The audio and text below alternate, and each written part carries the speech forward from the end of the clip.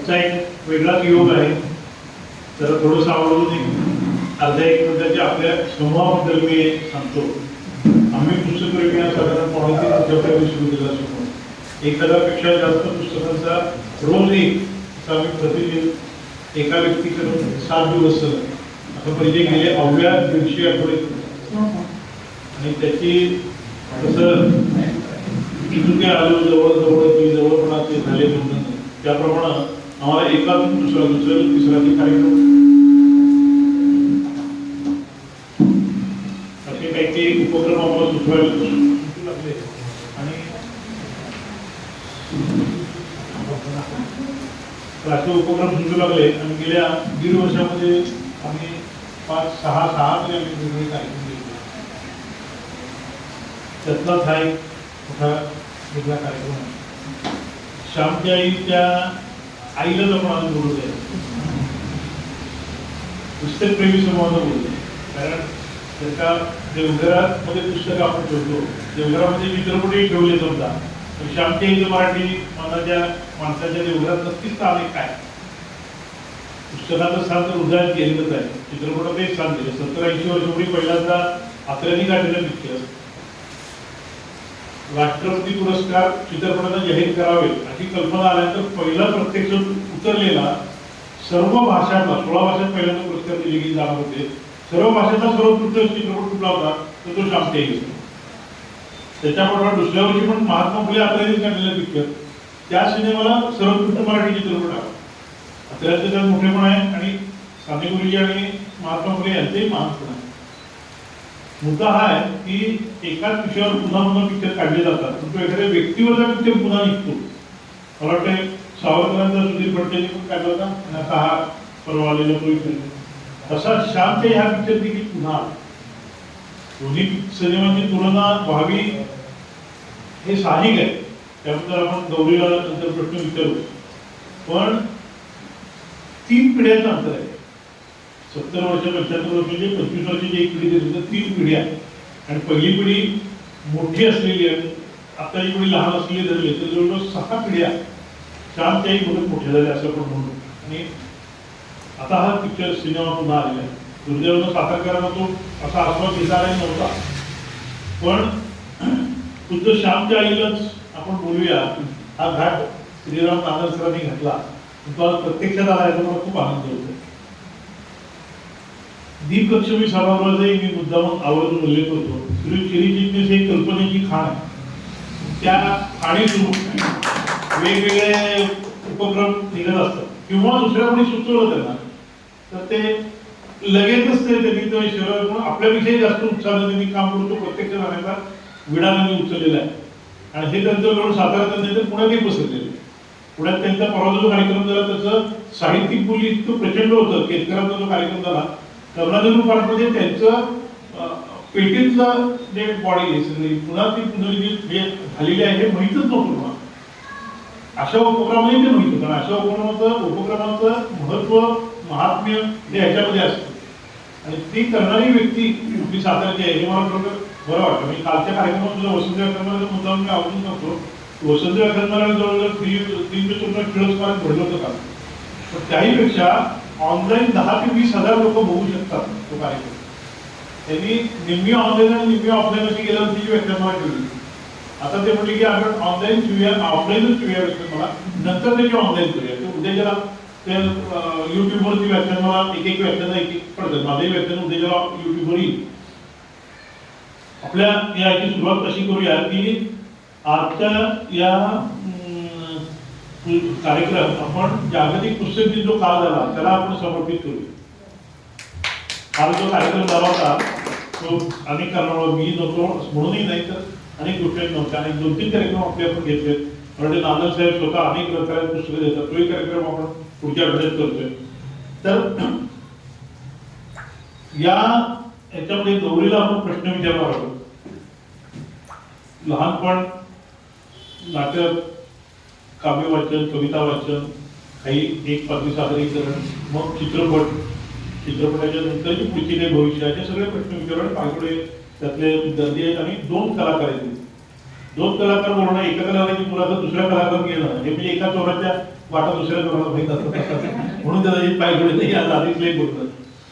तर गौरीचं पहिलं साधारण आपण नाव ऐकलं तर बायको अशी हवी ही टीव्हीची मालिका होती, गाजली होती आणि त्यात ती सातारकर झाली. काय विभाग आहे जान्हवी सातारकर म्हणून जी रोल होता तो त्यांनी केला. मला असं वाटतं की बायको अशा विरुद्ध जर का श्याम काही सिनेमा जर का मिळाला तर पुढची सिरियल कदाचित आई अशी हवी असं असेल. तर साधारण लहानपण नाशिकमध्ये गेलो म्हणून मी वाचलं. नाशिक, औरंगाबाद हा सगळा प्रवास ते पुण्यात. हा प्रवास कसा झाला? माझं 12वी पर्यंतचं शिक्षण नाशकात झालं. आधी नमस्कार सगळ्यांना आणि मला इथे बोलवल्याबद्दल थँक्यू. ज्युनियर कॉलेजपर्यंतचं शिक्षण माझं नाशकात झालं. त्यानंतर ग्रॅज्युएशनसाठी नाशिक नाशकात हो त्यानंतर ग्रॅज्युएशनसाठी म्हणून मी मुंबईत गेले. मी एक श्रवणतज्ञ आणि भाषावाचक तज्ञ आहे शिक्षणाने, म्हणजे ऑडिओलॉजिस्ट आणि स्पीच लँग्वेज पॅथॉलॉजिस्ट. ज्यांना ऐकायचा बोलायचा प्रॉब्लेम आहे त्यांची थेरपिस्ट. हे विचारून सांगण्याचं कारण असं की असे प्रोफेशनल्स आहेत, त्यांचे क्लिनिक्स असतात, त्या हॉस्पिटलमध्ये त्यांच्या पोस्ट्स असतात. ही जागरूकता अजूनही मिळाली तेवढी नाही. म्हणून तुमच्या आजूबाजूलाही जेव्हा अशा प्रकारचे स्ट्रगल्स असणारे कोणीही तुम्हाला दिसले तर जेव्हा तुम्ही त्यांना ENT डॉक्टरांकडे रेफर कराल तेव्हा त्यांना हे जरूर सांगा की श्रवणतज्ञ आणि भाषावाचक तज्ञ असे एक वेगळे व्यावसायिक आहेत जे तुम्हाला या बाबतीत मदत करू शकतात. म्हणून फक्त हे जरा डिटेलमध्ये सांगितलं. ते ग्रॅज्युएशन माझं मुंबईत झालं. त्यानंतर मीनवाईल आम्ही कुटुंब आमचं नाशिकातून औरंगाबादमध्ये शिफ्ट झालं आणि मग माझं पोस्ट ग्रॅज्युएशन पुण्यात झालं, त्याच विषयात भारतीय विद्यापीठात. मग पुण्यात आल्यानंतर थोडंसं एकांकिका वगैरे करणं सुरू झालं. मग वंदना बोकील कुलकर्णी, डॉक्टर वंदना बोकील कुलकर्णी ह्या पुण्यातल्या अत्यंत ज्येष्ठ अशा साहित्याच्या अभ्यासक आहेत. त्या स्वतः PhD होल्डर आहेत मराठी साहित्याचा. तर त्यांच्यासोबत हे सगळी जी अभिवाचनाची लिस्ट आता ऐकली ते सगळे कार्यक्रम मी त्यांची संहिता आणि त्यांचं दिग्दर्शन असताना त्यांच्या टीम बरोबर केले. तर ही सुरुवात पुण्यात झाली खऱ्या अर्थाने. तर असा हा नाशिकचा कोण हा जो सगळा प्रवास आहे हा प्रवासामध्ये त्यांचा सिलेक्शन ऑफ प्रोग्राम किंवा साहित्यिकांचे त्यांनी अभिवाचन दिलं ती त्याची यादी देखील किती वेगळी आहे ते आपल्याला लगेच समजतं. त्या थोडक्यात डॉक्टर आहेत, वैद्यकीय डॉक्टर, PhD डॉक्टर, वैद्यकीय डॉक्टर आणि डॉक्टर आणि चित्रपट डॉक्टर हे परंपरा फार मोठी असते. सूर्यकांत असूनपासून जब्बार पटेलपासून गिरीश ओक आहेत, कितीतरी लोक आहेत, म्हणजे मोहन आगाशे आहेत, कितीतरी लोक आहेत. तर ती परंपरा आपण पुढे चालवतात. बरोबर वाटायची गोष्ट आहे.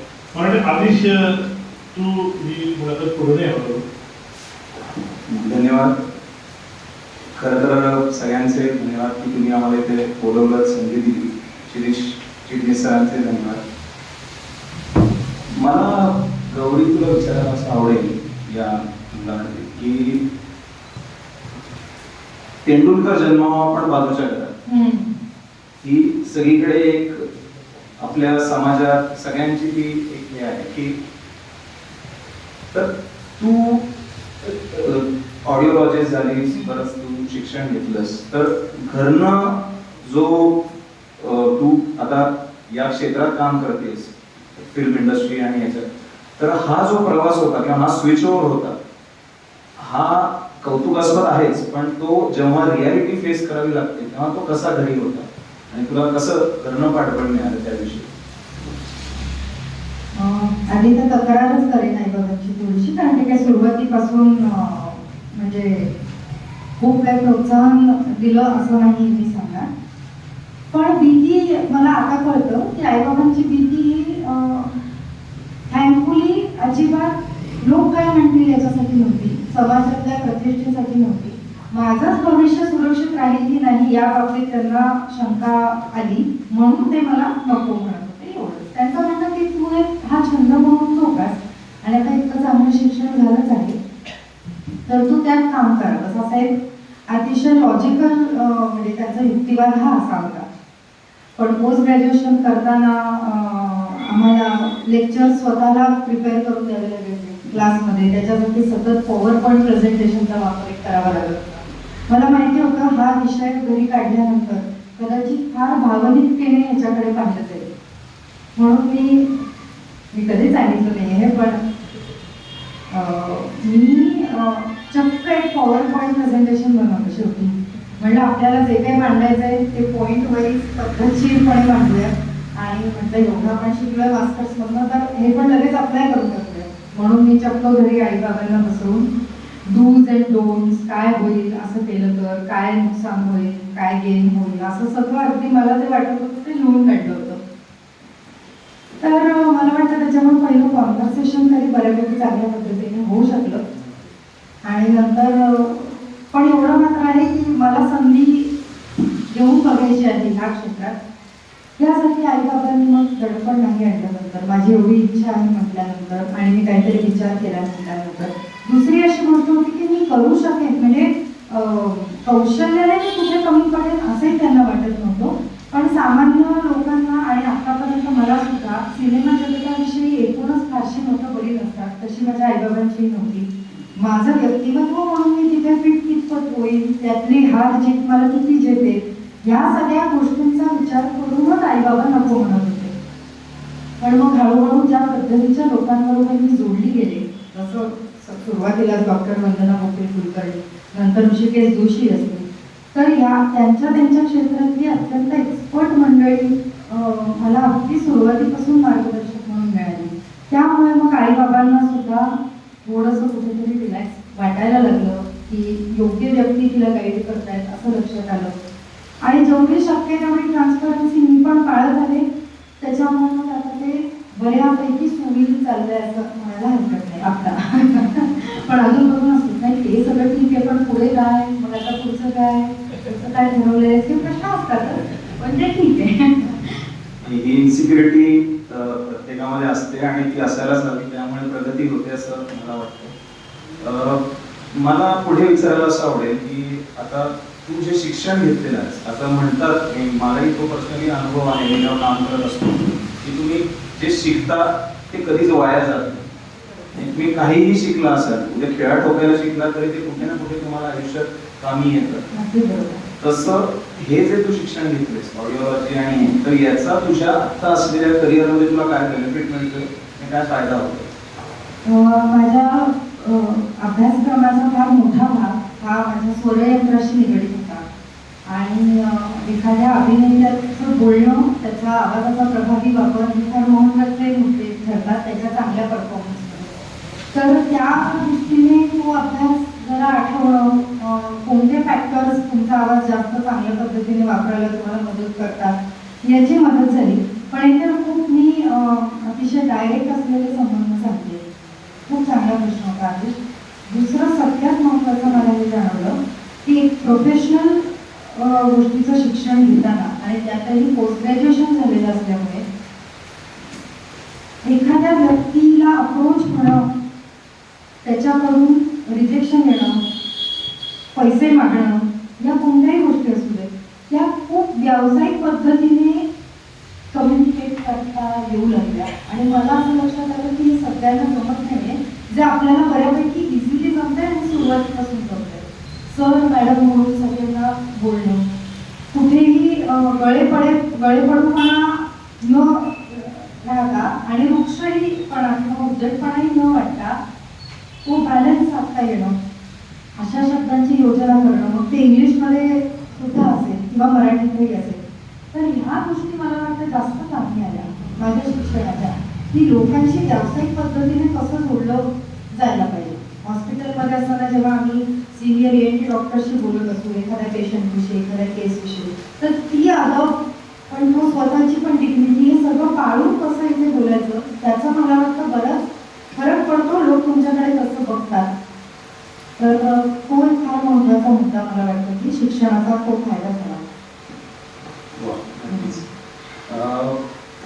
थोडस आपण म्हणजे मगाशी तुझं सगळ्यांनी इंट्रोडक्शन करून दिलं, सरांनी मगाशी सांगितलं थोडस तू जेव्हा सुरुवात केली, कारण हा बऱ्याच लोकांचा भीती असते म्हण की कसं सुरुवात करायची, कुठून कोणाला कसं अप्रोच करायचं आणि कसं मिळेल, काही फसवणार तर नाही ना, ही प्रत्येकाच्या मनात धाकधूक असते. त्यामुळे तुझी सुरुवात म्हणजे तू जेव्हा विचार केलास आम्हाला करायचंय आणि त्यानंतर मग तू काय केलंस आणि कसं ते होत गेलं, तर ते थोडं इलॅबोरेट केलं तर जास्त आवडेल.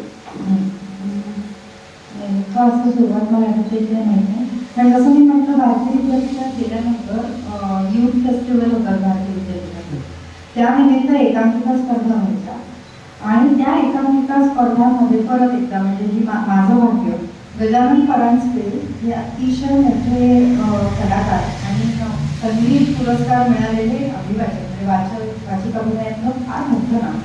तर हे ते सर एकांकिका बसवायला म्हणून आले, तशी त्यांची आणि माझी ओळख झाली. सरांची शिस्त, त्यांच्या कामाप्रतीची निष्ठा आणि तळमळ हे सगळ्यात पहिले धडे मला त्यांच्याकडून मिळाले. कामाविषयीचं तर नव्हतं, तर ते एक सहज म्हणाले की तुझ्यात ते आहे, तू करू शकतेस, तू पुण्यामधला एखादा नाटकाचा ग्रुप जॉईन कर. आणि खरं सांगते, आईबाबांना ते पॉवर पॉईंट प्रेझेंटेशन दाखवताना त्यांच्या या व्हॅलिडेशन खेरीज आणि माझ्या इच्छाशक्ती खेरीज माझ्या हातात काहीही नव्हतं. अनुभव नव्हता, काही कुठे प्रूव्ह झालेलं नव्हतं, काहीच नव्हतं. पण हा माणूस म्हणाला की कदाचित मी करू शकते आणि मला हे करून बघायचं. एवढ्या दोनच भांडवलावर मी पुढे गेले. तर मला वाटतं की पहिली सुरुवात. आणि मग त्यांनी डॉक्टर वंदना बुद्धे कुलकर्णींची ओळख करून देणं, मग त्या कार्यक्रमातून जरा ओळखी होणं, मग मी करू इच्छिते असं मी स्वतः नाही तर त्यांनी सांगून बघणं. तर ह्या गोष्टी होत गेल्या आणि त्याच्यामुळे मला वाटतं की बऱ्याच वेळेला आपण जसे असतो तसे राहिलो तर त्यातल्या चांगल्या गोष्टी लोक बघून तुम्हाला प्रोत्साहित करतात. खरं तर माझं त्यांचं काहीच नातं नाही किंवा माझं आधीचं कोणतं काम त्यांनी पाहिलेलं नाही, पण तिचा वावर, बोलणं, रस, थोडंफार जे काही सिन्सिअरिटी माझी दिसली असेल तर ती, ह्या गोष्टीवर सरांनी त्यांचं नाव वापरून मला पुढे भेटीगाठी करायला परमिशन दिली. तू अतुल पेटे सरांना जाऊन दे, त्यांना सांग मी पाठवते, त्यांना सांग तुला काम करायचं माझ्यासोबत. तर इतका मोठा दरवाजा माझ्यासाठी खुला झाला होता. तर आता अर्थात प्रत्येकाचा प्रवास हा वेगळा असतो, पण नक्कीच तुमचं मार्गदर्शक आणि शिक्षक कोण आहे याची एकदा परीक्षा करून बघायला हरकत नाही असं वाटतं मला. कारण की बऱ्याच वेळेला वलय असतं, पण प्रत्यक्ष कामापेक्षा सुद्धा मी म्हणेन दृष्टिकोन आणि माणूस म्हणून ती व्यक्ती कशी आहे याविषयी बराच प्रॉब्लेम्स मुलं असतात मला माहिती आहे. म्हणजे तर ते सतत चाचपडत राहिलं पाहिजे आणि कोणत्या एका व्यक्तीवर पूर्णपणे अवलंबून नाही राहिलं पाहिजे असंही मला वाटतं. म्हणजे फसण्याबद्दल तू बोलत असते, खूप संस्था आहेत अशा जे हजारो फी घेऊन तुम्हाला आम्ही या सिरियलमध्ये काम घेऊ आणि त्या सिरियलमध्ये घेऊ म्हणतात. ही इतकी फसवी लाईन आहे, हे वाक्यच इतकं फसवं आहे. तर मला वाटतं की एवढे पैसे भरण्याआधी तरी बाकीचं सगळं जाऊ दे, तुम्ही पैशांचा विचार करा. कारण की तेच पैसे नंतर जेव्हा स्ट्रगलिंग जो पिरियड असतो तेव्हा त्याची किंमत कळते की बाप रे आपण एवढे तिथे दिले. अभिनय तर आपण शिकलोच नाही. मॅक्झिमम काय होतं की तुम्हाला एखादा ऑडिशन ग्रुपशी तुम्ही जोडले जाता, अरे बरोबर आहे, त्याच्यापेक्षा तुम्ही एखाद्या नाटकाचं जाऊन बॅकस्टेज करायला सुरुवात करा. तिथून जर लर्निंग होईल ना ते कदाचित त्या संस्थेतून होईलच असं नाही. तर मला असं वाटतं की फार डोळे उघडे ठेवून हे सगळं केलं पाहिजे. कारण की कधी कधी आपण त्या एका घरात असतो की आपल्याला हे हवंच आहे आणि मग त्याच्यासाठी मी वाटेल ते करायला तयार. तर वाटेल ते म्हणजे कष्टाच्या पातळीवर वाटेल ते ठीक आहे, पण कोणाकडेही जाऊन मी ते पैसे भरून काहीतरी करीन असं नाही. आणि म्हणून जिथे तुम्हाला प्रसिद्धी हा मोह दाखवून ऍडमिशन घ्यायला बोलवलं जाते तिथेच ती पहिली चूक हे लक्षात आलं पाहिजे. तुम्हाला त्या ऍक्टर होण्याच्या प्रवासाबद्दलची मजा सांगून कोणीच बोलवत नाही. या संस्था की तुम्हाला अभिनयातली गंमत शिकवतो, तुम्ही या सिरियल केली की नाही मला माहित नाही, पण हे नक्की शिकवतो असं अशी कुठली ऍडव्हर्टाईज असते सांग. त्याच्यामुळे जेव्हा तुमची ऍड असते की तुम्हाला इथे रोल मिळेल, आमचे आधीचे 4 जण यांनी इथे रोल मिळालाय, तर हेच म्हणजे ते खूप फार मर्यादित असा त्यांचा तो हेतू आहे हे तिथेच स्पष्ट होतं. तर म्हणून मला असं वाटतं की एवढा सगळा विचार करून पुढे जायला पाहिजे. आणि 16-17 वर्षाच्या मुलांनी तर करायलाच पाहिजे. त्यांच्याकडे किती वेळ आहे चुकायला सुद्धा, ट्रायल आणि एरर करायला. ते काय पूर्णपणे फायनान्शियली इंडिपेंडंट असावेत असाही प्रश्न नसतो. मी एक सर्वसाधारण वर्गाबद्दल बोलते. पण तर असं असताना तर त्यांनी बिनधास्त नाटकाचे ग्रुप जॉईन करावे, वेगवेगळी नाटकं करून बघावी, तिथे जाऊन अप्रोच व्हावं होतं की आम्हाला बॅकस्टेज तरी करू दे, आम्ही हे तरी करतो. अनफॉर्च्युनेटली माझी स्किप झाली, ज्याचं मला दुःख होतं. कारण मी पुण्यामधल्या त्या अर्थी फिरोदिया पुरुषोत्तमची मी प्रॉडक्ट नाही, कारण मी त्या कोणत्या कॉलेजचे विद्यार्थी नव्हते. पण मला असं वाटतं की ते हवं होतं, ते माझ्या बाबतीत पण घडायला हवं होतं. पण चुकून जे कोणी आपल्याला जर लहान मुलं ऐकणार असतील तर लहान म्हणजे त्यांनी ध्यानात ठेवावं. हे ग्लॅमर असलेलं क्षेत्र करिअर म्हणून निवडलं. घरच्यांनी पण आता ऍक्सेप्ट केला असेल, पॉवरपॉईंट प्रेझेंटेशन दिलं तुमच्यावर. परंतु मला एकदा यावेळी इरावती क्रवीणचा आम्हाला शाळेत असताना झाला होता, परिपूर्ती नाव. आणि त्यामध्ये असं होतं की त्या एक मोठा कार्यक्रम म्हणून जात असतात, परत जात असतात. आणि ते स्वतः विदुषी मोठ्या होत्या, त्यांची ओळख बऱ्यापैकी झालेली असते. पण कार्यक्रम संपल्यानंतर घरी जातात त्यांना असं जाणवत असेल की कुठेतरी ओळख ही राहिली अपुरी. आणि त्या जात असताना शाळेची मुलं कडेला खेळत असतात, त्याचा एकदम आल्या ती बघ दिन्याची आई, त्यांचा मुलगा ते दिनूची आई आहे ती म्हणतात.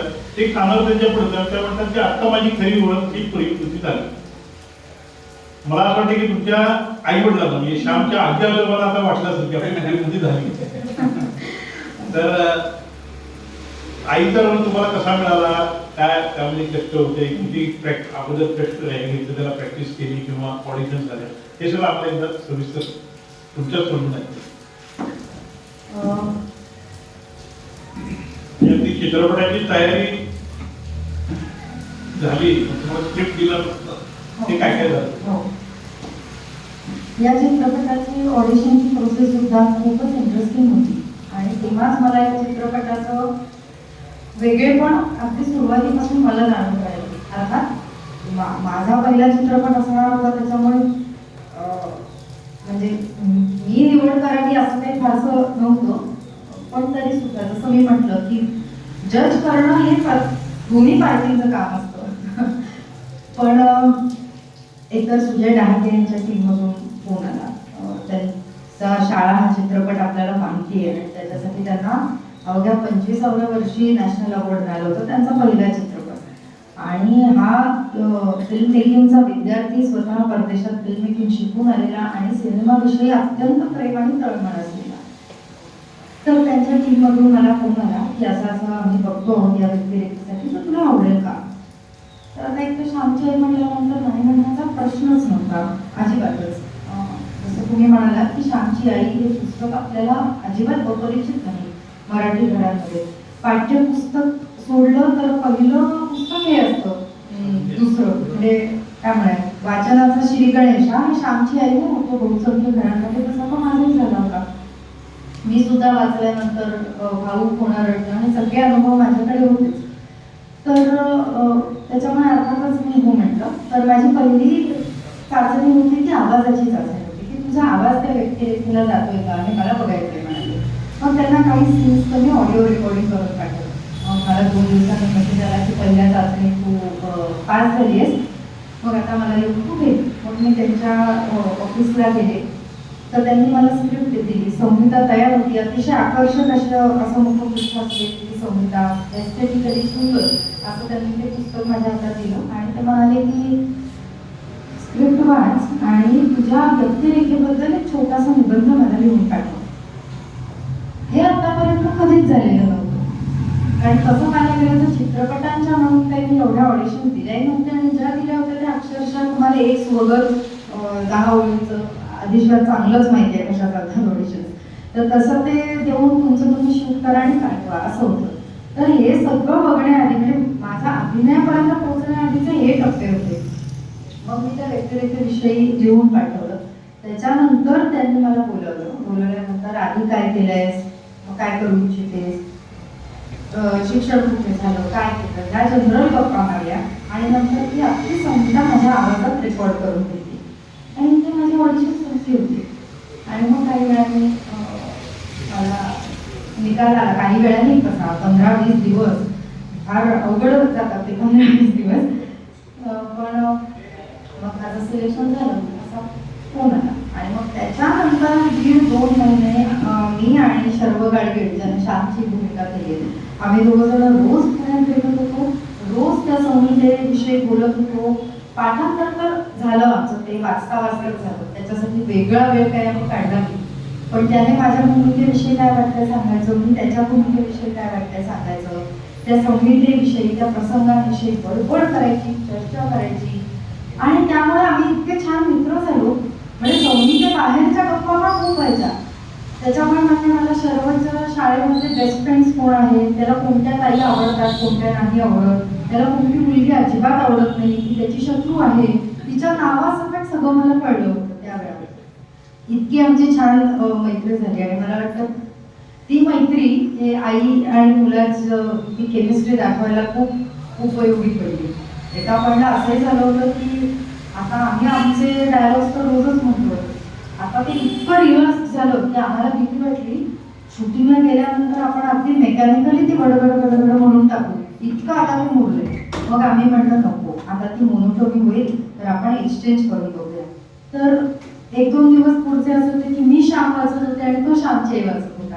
मग माझ्या लक्षात आलं, अरे हा डायलॉग जास्त चांगला वाचतोय, हा टोन जास्त योग्य आहे मी जे म्हणत होते त्याच्यापेक्षा. तर असं बरंच काही करत आणि आम्ही दोघंच होतो. आम्हाला ती मोहा दिली होती, अज्ञामधनं आम्ही काही सीन शूट करून तुझ्या सरांना पाठवत असायचं, तेव्हा ते सांगायचे की हे बरोबर चाललंय, थोडं अभिनिवेशी झालंय, हे जास्त ऍक्टिंग होते. असं करत करत आम्ही शूटिंगला पोहोचलो. श्यामची आई, साने गुरुजी, सुजय डहाके, ओम बुटकर, अशोक पत्की, महेश काळे, सुनील सुक्तन सुक्तन, त्यांची संहिता, अशी असंख्य मोठी नावं आणि त्याच्यात तू लीड रोल करतेस. काय भावना होती? आणि अजून त्यालाही पुढे एक ऍड करून की जो सिनेमा 70 सालाआधी झालेला आहे आणि तो अजरामर सिनेमा आहे, तीच व्यक्तिरेखा पुन्हा निभवायची आहे. तुलनेचा धोका, तुलनेचा एक धोका, या सगळ्याच गोष्टी आणि एवढी मातब्बर लोक बरोबर. दडपणापेक्षा ना आनंद जास्त होता पण मला अगदी पहिल्यापासून. कारण मला असं झालं आपली सुरुवात अशी होतीये, याहून भारी गोष्ट काही असूच शकत नाही. म्हणजे किती जणांचं स्वप्न असेल की आपल्या चित्रपट, आपल्या करिअरची सुरुवात ही अशी व्हावी दमदार. त्याच्यामुळे दडपण खूप कमी, उत्साह जास्त होता. दुसरं मी जसं म्हटलं जे ऑडिशन प्रोसिजरमधून मी गेले, प्रोसेसमधून, तेव्हाच माझ्या असं लक्षात आलं की या चित्रपटाकडे म्हणजे ह्या कादंबरीकडे खूप वेगळ्या पद्धतीने पाहिल्या गेली. त्याच्यामुळे ज्या काही मोजक्या गोष्टी मला आधी सांगण्यात आल्या होत्या त्यातली हीच एक होती की हा जुन्या चित्रपटाचा रिमेक नाही, आपण कादंबरीला नव्याने भेटतो आहोत. ही कादंबरी परत वाचल्यानंतर सुजय डहाकेंना जे वाटलं, सुनील सुक्तनकरांना जे वाटलं, ते एका पेजवर आले. त्यांना श्यामची आई कशी दिसली हे सगळंच आपण आतापर्यंत पाहिलेल्यापेक्षा वेगळं होतं. वेगळं म्हणण्यापेक्षा मी असं म्हणेन की आणि खोलात जाऊन होतं, दृष्टिकोन वेगळा होता. तर त्याच्यामुळे मला नाही खरं तर तुलनेची भीती वाटली किंवा त्यांनी ती वाटू दिली नाही. जेव्हा रिलीज व्हायची वेळ आली तेव्हा कदाचित मला थोडंसं असं वाटलं असेल की बापरे आता आपण हे दिसणार आहोत म्हणून, तर आता ते कसं काय. पण मला सांगायला खूप आनंद वाटतो. ज्यांनी जुना श्यामची आई पाहिलाच नव्हता त्यांचा प्रश्नच येत नाही, पण ज्या आजी आजोबांनी जुनी श्यामची आई पाहिली होती आणि त्यांनी ही पण पाहिली, त्यांच्यापैकी कोणीच माझ्यावर नाराज नव्हतं. म्हणजे मला असं वाटलं होतं की चक्क अशी वाक्य माझ्या वाट्याला की आमचीच बरी होती, हिला कुठून काढलं वगैरे. कारण लोक टीका करताना साधारण याच टोनमध्ये बोलतात. पण असं काहीच झालं नाही. आणि ज्यांना वनमाला बाई आठवल्या त्या सुद्धा चांगल्या अर्थी आठवल्या. म्हणजे ती एक आमची होती छान आणि तूही छान केलंस असं आहे. आणि नाही तर माझं एक अत्यंत स्वतंत्र अस्तित्व आमच्या चित्रपटाचं आणि व्यक्तिरेखेचं हे लोकांनी मान्य केलं, स्वीकारलं आणि मला ती खूप मोठी पावती वाटली. ती तुलना वर्णमालेशी केली जाते. केली नाही, पण जेव्हा केली तेव्हा ती सकारात्मक पद्धतीने केली. आज साधी मुली असते तर आपल्या पणजोबांच्या वयाची असते, हो. त्यांची आई म्हणजे कापड पडली होती, तिचा रोज तुम्ही केला, म्हणजे 5 पिढ्यांच्या अगोदरचा रोज केला. त्या रोजसाठी तुम्हाला वेगळा अभ्यास किंवा कोकणात जाऊन तसं राहणीमान तिथलं काही आहे. तर पूर्वीचा अनुभव तुमचा नाशिक आणि संभाजीनगर होता, मग इकडचा काही संबंध नाही. पण त्यासाठी तुम्ही वेगळे प्रयत्न कुठे केले होते किंवा तुमची आखी टीमच जाऊन कुठे राहिली होती? नाही, आधी राहिली होती असं काही नाही. आम्ही शूटिंगच्या वेळेस गेलो होतो कोकणात. मुख्य होती भाषा. त्यावेळेची भाषा सहज पद्धतीने वागवता येणं हे मुख्य चॅलेंज होतं, कारण की तिथेच तो खोटेपणा येण्याची शक्यता असते. तर तो अजिबात नको होता. कोणता तरी एक स्टान्स घेऊन बोलते आहे श्यामची आई आणि उपदेश करते आहे असं अजिबात अभिप्रेत नव्हतं. आणि तिचा आवाजही खूप मंजूळ आणि मधाळ आहे हे सुद्धा अपेक्षित नव्हतं. ज्या पद्धतीने सगळ्या सामदाम दंड भेद वापरून आणि वेळप्रसंगी मारून वेळप्रसंगी समजवून असं सगळ्या पद्धतीने श्यामला घडवणारी बाई आणि इतके वाईट दिवस बघून सुद्धा तिचा स्वाभिमान जाऊ न देणारी बाई किती कणखर असेल असा एक विचार आमच्या लेखक आणि दिग्दर्शक यांच्या मनात होता. त्याच्यामुळे ती अजिबात आपल्या मनात जी पहिली प्रतिमा येते ना ती म्हणजे रडतो सगळं. श्यामची आईशी रिलेटेड जे काही आहे ते सगळं रडतो. ती आई पण रडणारी, लोकांना रडवणारी, नुसतं मुळमुळ काहीतरी बोलणारी. तर ह्या प्रतिमेच्या फार पलीकडे जाऊन त्यांनी ती पाहिली आई, आणि ते मला समजायला आणि पटायला फार सोपं गेलं संहिता वाचल्यानंतर. त्याच्यामुळे भाषेसाठी मात्र आम्ही दररोज जे भेटत होतो आणि ते वाचत होतो त्याचा फायदा झाला. आणि दुसरं म्हणजे व्यक्तिरेखेविषयी विचार केल्यानंतर ती आता तुम्ही म्हणताय एवढी जुनी बाई असं जर म्हटलं तर ती विचारांनी नव्हती जुनी, आणि म्हणून तर ते सोपं गेलं मला ते अडॅप्ट करायला. संदर्भ वेगळे होते, त्या काळाचे होते, तिचं राहणीमान वेगळं होतं, पण माणसाने माणसाशी प्रेमानं वागावं या अंतःप्रेरणेनं चालत असणारी ती बाई होती असं लक्षात आलं. आणि म्हणजे तिने त्यावेळेला जे निर्णय घेतले ते कदाचित आजची मुलगी म्हणून मी तेच घेतले असते. म्हणजे अप्रूप काय की तिने त्या काळात ते घेतले हे तिचं विशेष. पण म्हणून ती मला इतकी कंटेम्पररी आणि आत्ताच्या काळाची वाटत होती श्यामची आई. आणि अजून एक मोठा गैरसमज असतो, मला बरेच जण असं म्हणतात की तू इतक्या मोठ्या वयाने मोठ्या बाईची भूमिका कशी काय केलीस. तर इथे परत आपल्याला काही फॅक्ट्स माहीत नसल्यामुळे श्यामची आई 35व्या वर्षी गेली, तर तिचा 25 ते 35 वर्ष वयोगटातला कालखंड मला दाखवायचा होता, जे माझ्या वयाच्या आसपासच आहे. त्याच्यामुळे मला ते दाखवणं काही जड गेलं नाही. खूप लवकर लग्न व्हायची तेव्हा आणि कसं तिचं सगळं आयुष्य असल्यामुळे, तर त्याच्यामुळे मला वाटतं तिला समजून घेणं मला अजिबात जड गेलं नाही असं झालं. आणि त्याच्यात अर्थात तिचंच ते पूर्ण श्रेय आहे. तर मी आता जशी वागते तशी ती तेव्हा वागत होती, त्याच्यामुळे स्त्री म्हणून तिचं मन समजून घ्यायला मला सोपं गेलं. अर्थात काही जे संदर्भ बदलले त्याचा फक्त अभ्यास करून घेणं. आणि कोकणात गेल्यानंतर आम्ही कुठलाच स्टुडिओ वगैरे वापरलेला नाही, आम्ही सगळे रिअल लोकेशन्स वापरले. 7-8 वेळेला आमच्या दिग्दर्शकांची टीम कोकणामध्ये अगदी आत जाऊन अशी घरं शोधून काढली. अगदी बसली घरं जिथे सिलिंग पण नाही, पॉइंट्स पण नाही, इलेक्ट्रिसिटीचे स्विचबोर्ड्स नाही, अशा घरांमध्ये जाऊन आम्ही शूटिंग केलं. त्यामुळे त्या वातावरणाचा परिणाम इतका व्हायला लागला, तर ती ऑथेंटिसिटी यायला खूप गोष्टी कारणीभूत होत्या. माझ्या मेकअप दादांनी जो मेकअप केला, आमचे जे मेकअप आर्टिस्ट होते, त्याच्यामुळे आरशात पाहिल्यावर रोज वाटायला लागलं होतं की नाही मी श्यामची आई आहे, वाटतेच आहे. मग तिथे त्या घरांमध्ये चालताना शेणाने सारवलेली जी घरं होती, तो स्पर्श, तर या सगळ्या गोष्टी खूप ऍड होत गेल्या. आणि म्हणून जो काय माझा परफॉर्मन्स झाला असेल, जो काही लोकांना आवडला असेल, त्यातलं फार कमी श्रेय खरं तर माझं आहे. ह्या सगळ्या गोष्टींमुळे मी जशी दिसले तशी दिसते. जाता जाता एक आठवण नव्हतं, त्यांनी सांगितलं की प्रेम द्यायचं कसं हे आई शिकवली, गिर कसा द्यायचा, धाडस कसं येणं, हे सगळं त्या विनोबांच्या बरोबर गाणं त्या ते गाण्याचा शब्द खरा तो एकट्याची जन्म त्याला प्रेम. ते गाणं म्हणलंय सुनीता राजे आपल्या ज्या प्रमुख सदस्य आहेत ना, त्यांच्या मुलीनं म्हणतो. नाही, ते भरजरी ग पितांबर. ते भरजरी. भरजरी ग पितांबर. रुचा बोले. हे गाणं रुचानं म्हणतो. पुढचा मला असं, मी आता इतक्या आपण पुढे आलेलो आहोत या चर्चेमध्ये, तर मला एक विचारायला आवडेल की प्रत्येक दिग्दर्शकाची एक पद्धत असते.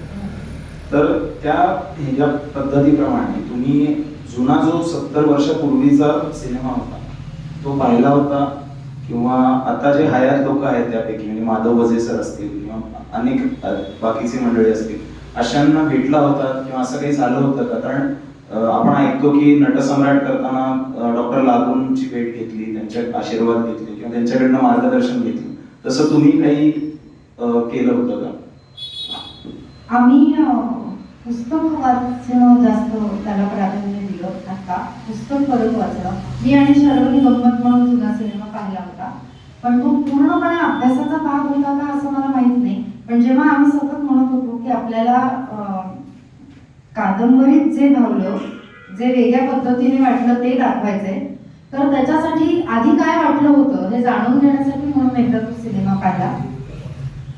वजे सरांची ऍक्च्युली माझी तशी थोडीफार ओळख आहे, आम्ही दादासोबत पण काम केलेलं आहे.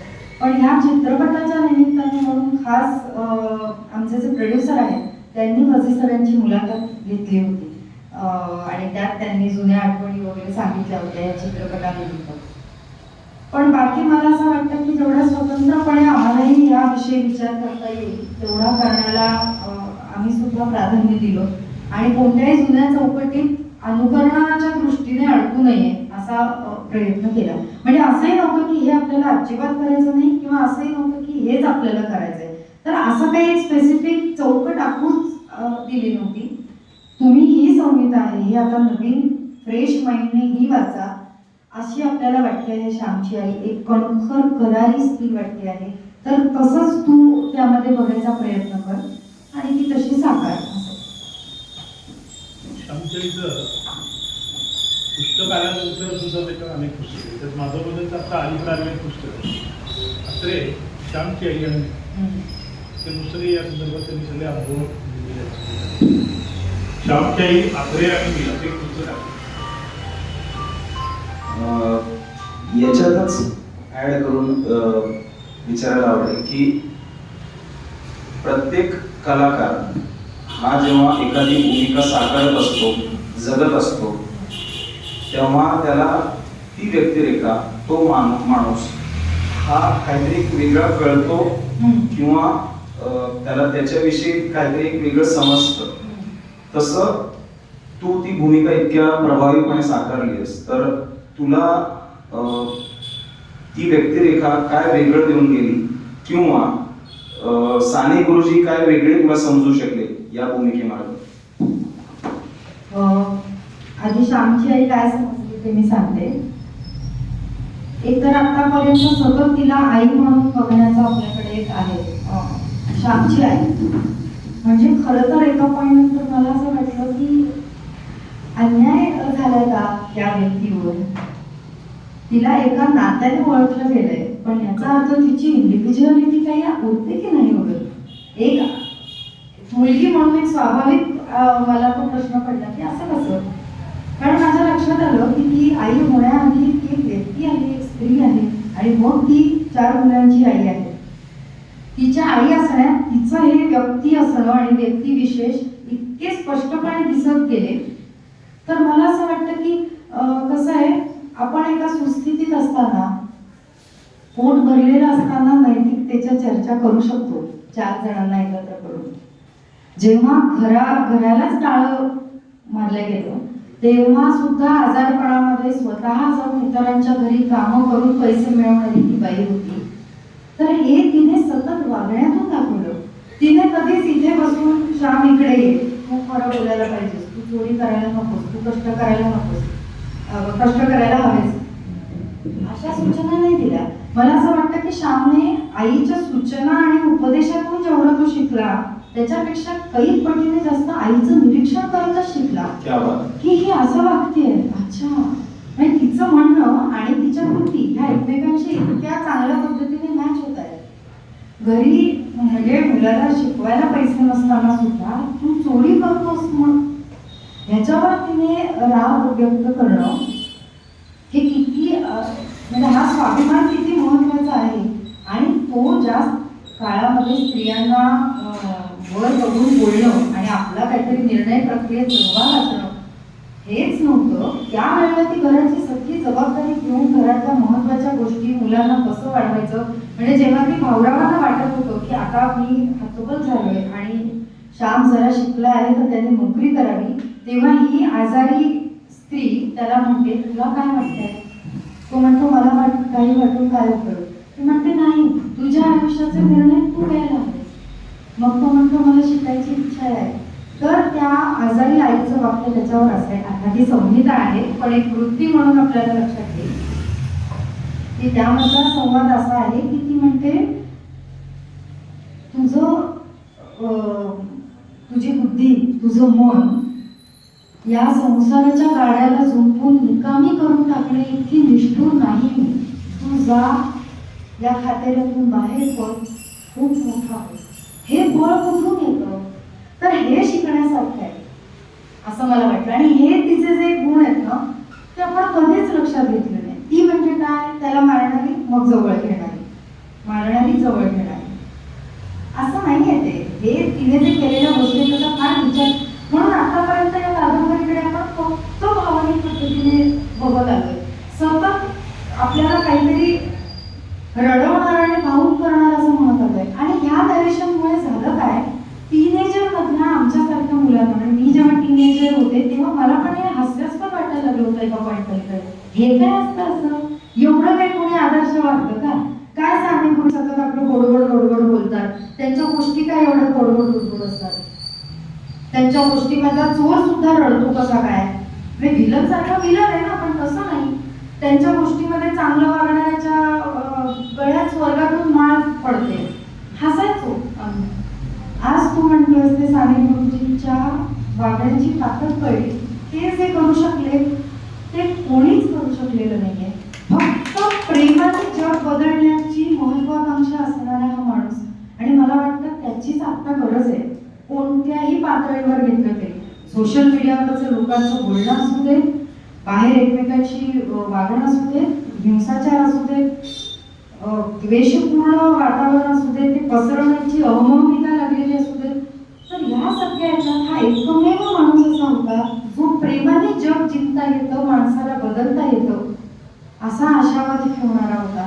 तर मला त्याची पॉवर आत्ता कळली आणि त्याची गरज सुद्धा. तर मला वाटतं या दोन गोष्टी खूप प्रकर्षाने कळल्या या प्रोसेसमध्ये. हिचं सामर्थ्य काय असतं या चित्रपटातनं काही विद्याने आत्ताही बोलू.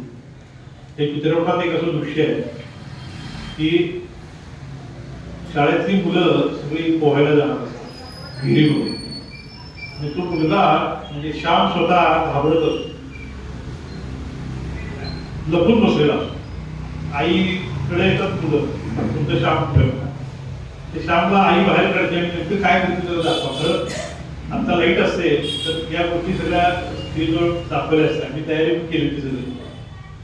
कशी ढकलून देतील आपल्याबरोबर काटायचं विहिरीमध्ये, खोल विहिरीमध्ये श्यामला आई ढकलून देते आणि तो खाली पडतो, पोहायला लागतो. तो सगळं भागवेल, परंतु त्याला सांगते की तुला पोहता येत नाही असं कोणी बोललं तर मला वाईट. तो जात नसतो तेव्हा ती त्याला म्हणते अतिशय चिडून आणि कोणताही परत मी बघा कसा उपदेश करते हा बिनवेश न आणता. ते वाक्य असं आहे की भित्र्या माणसाचा उद्या कधीच उजाडत नसतो सर.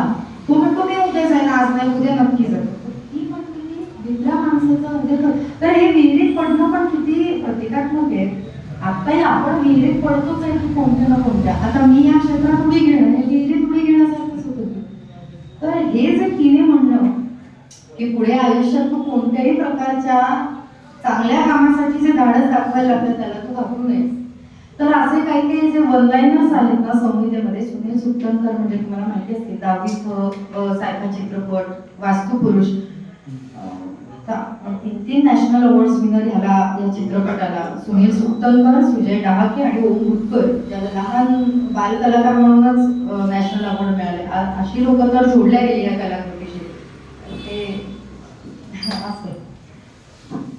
पुढे मला एक म्हणजे कौतुक पण आहे या गोष्टी बाबतीत तुझं, की आपण जर सिनेमा पाहिला तर 3 वेगळ्या वयोगटातले श्याम हे 3 वेगळ्या कलाकारांनी सादर केले बरोबर.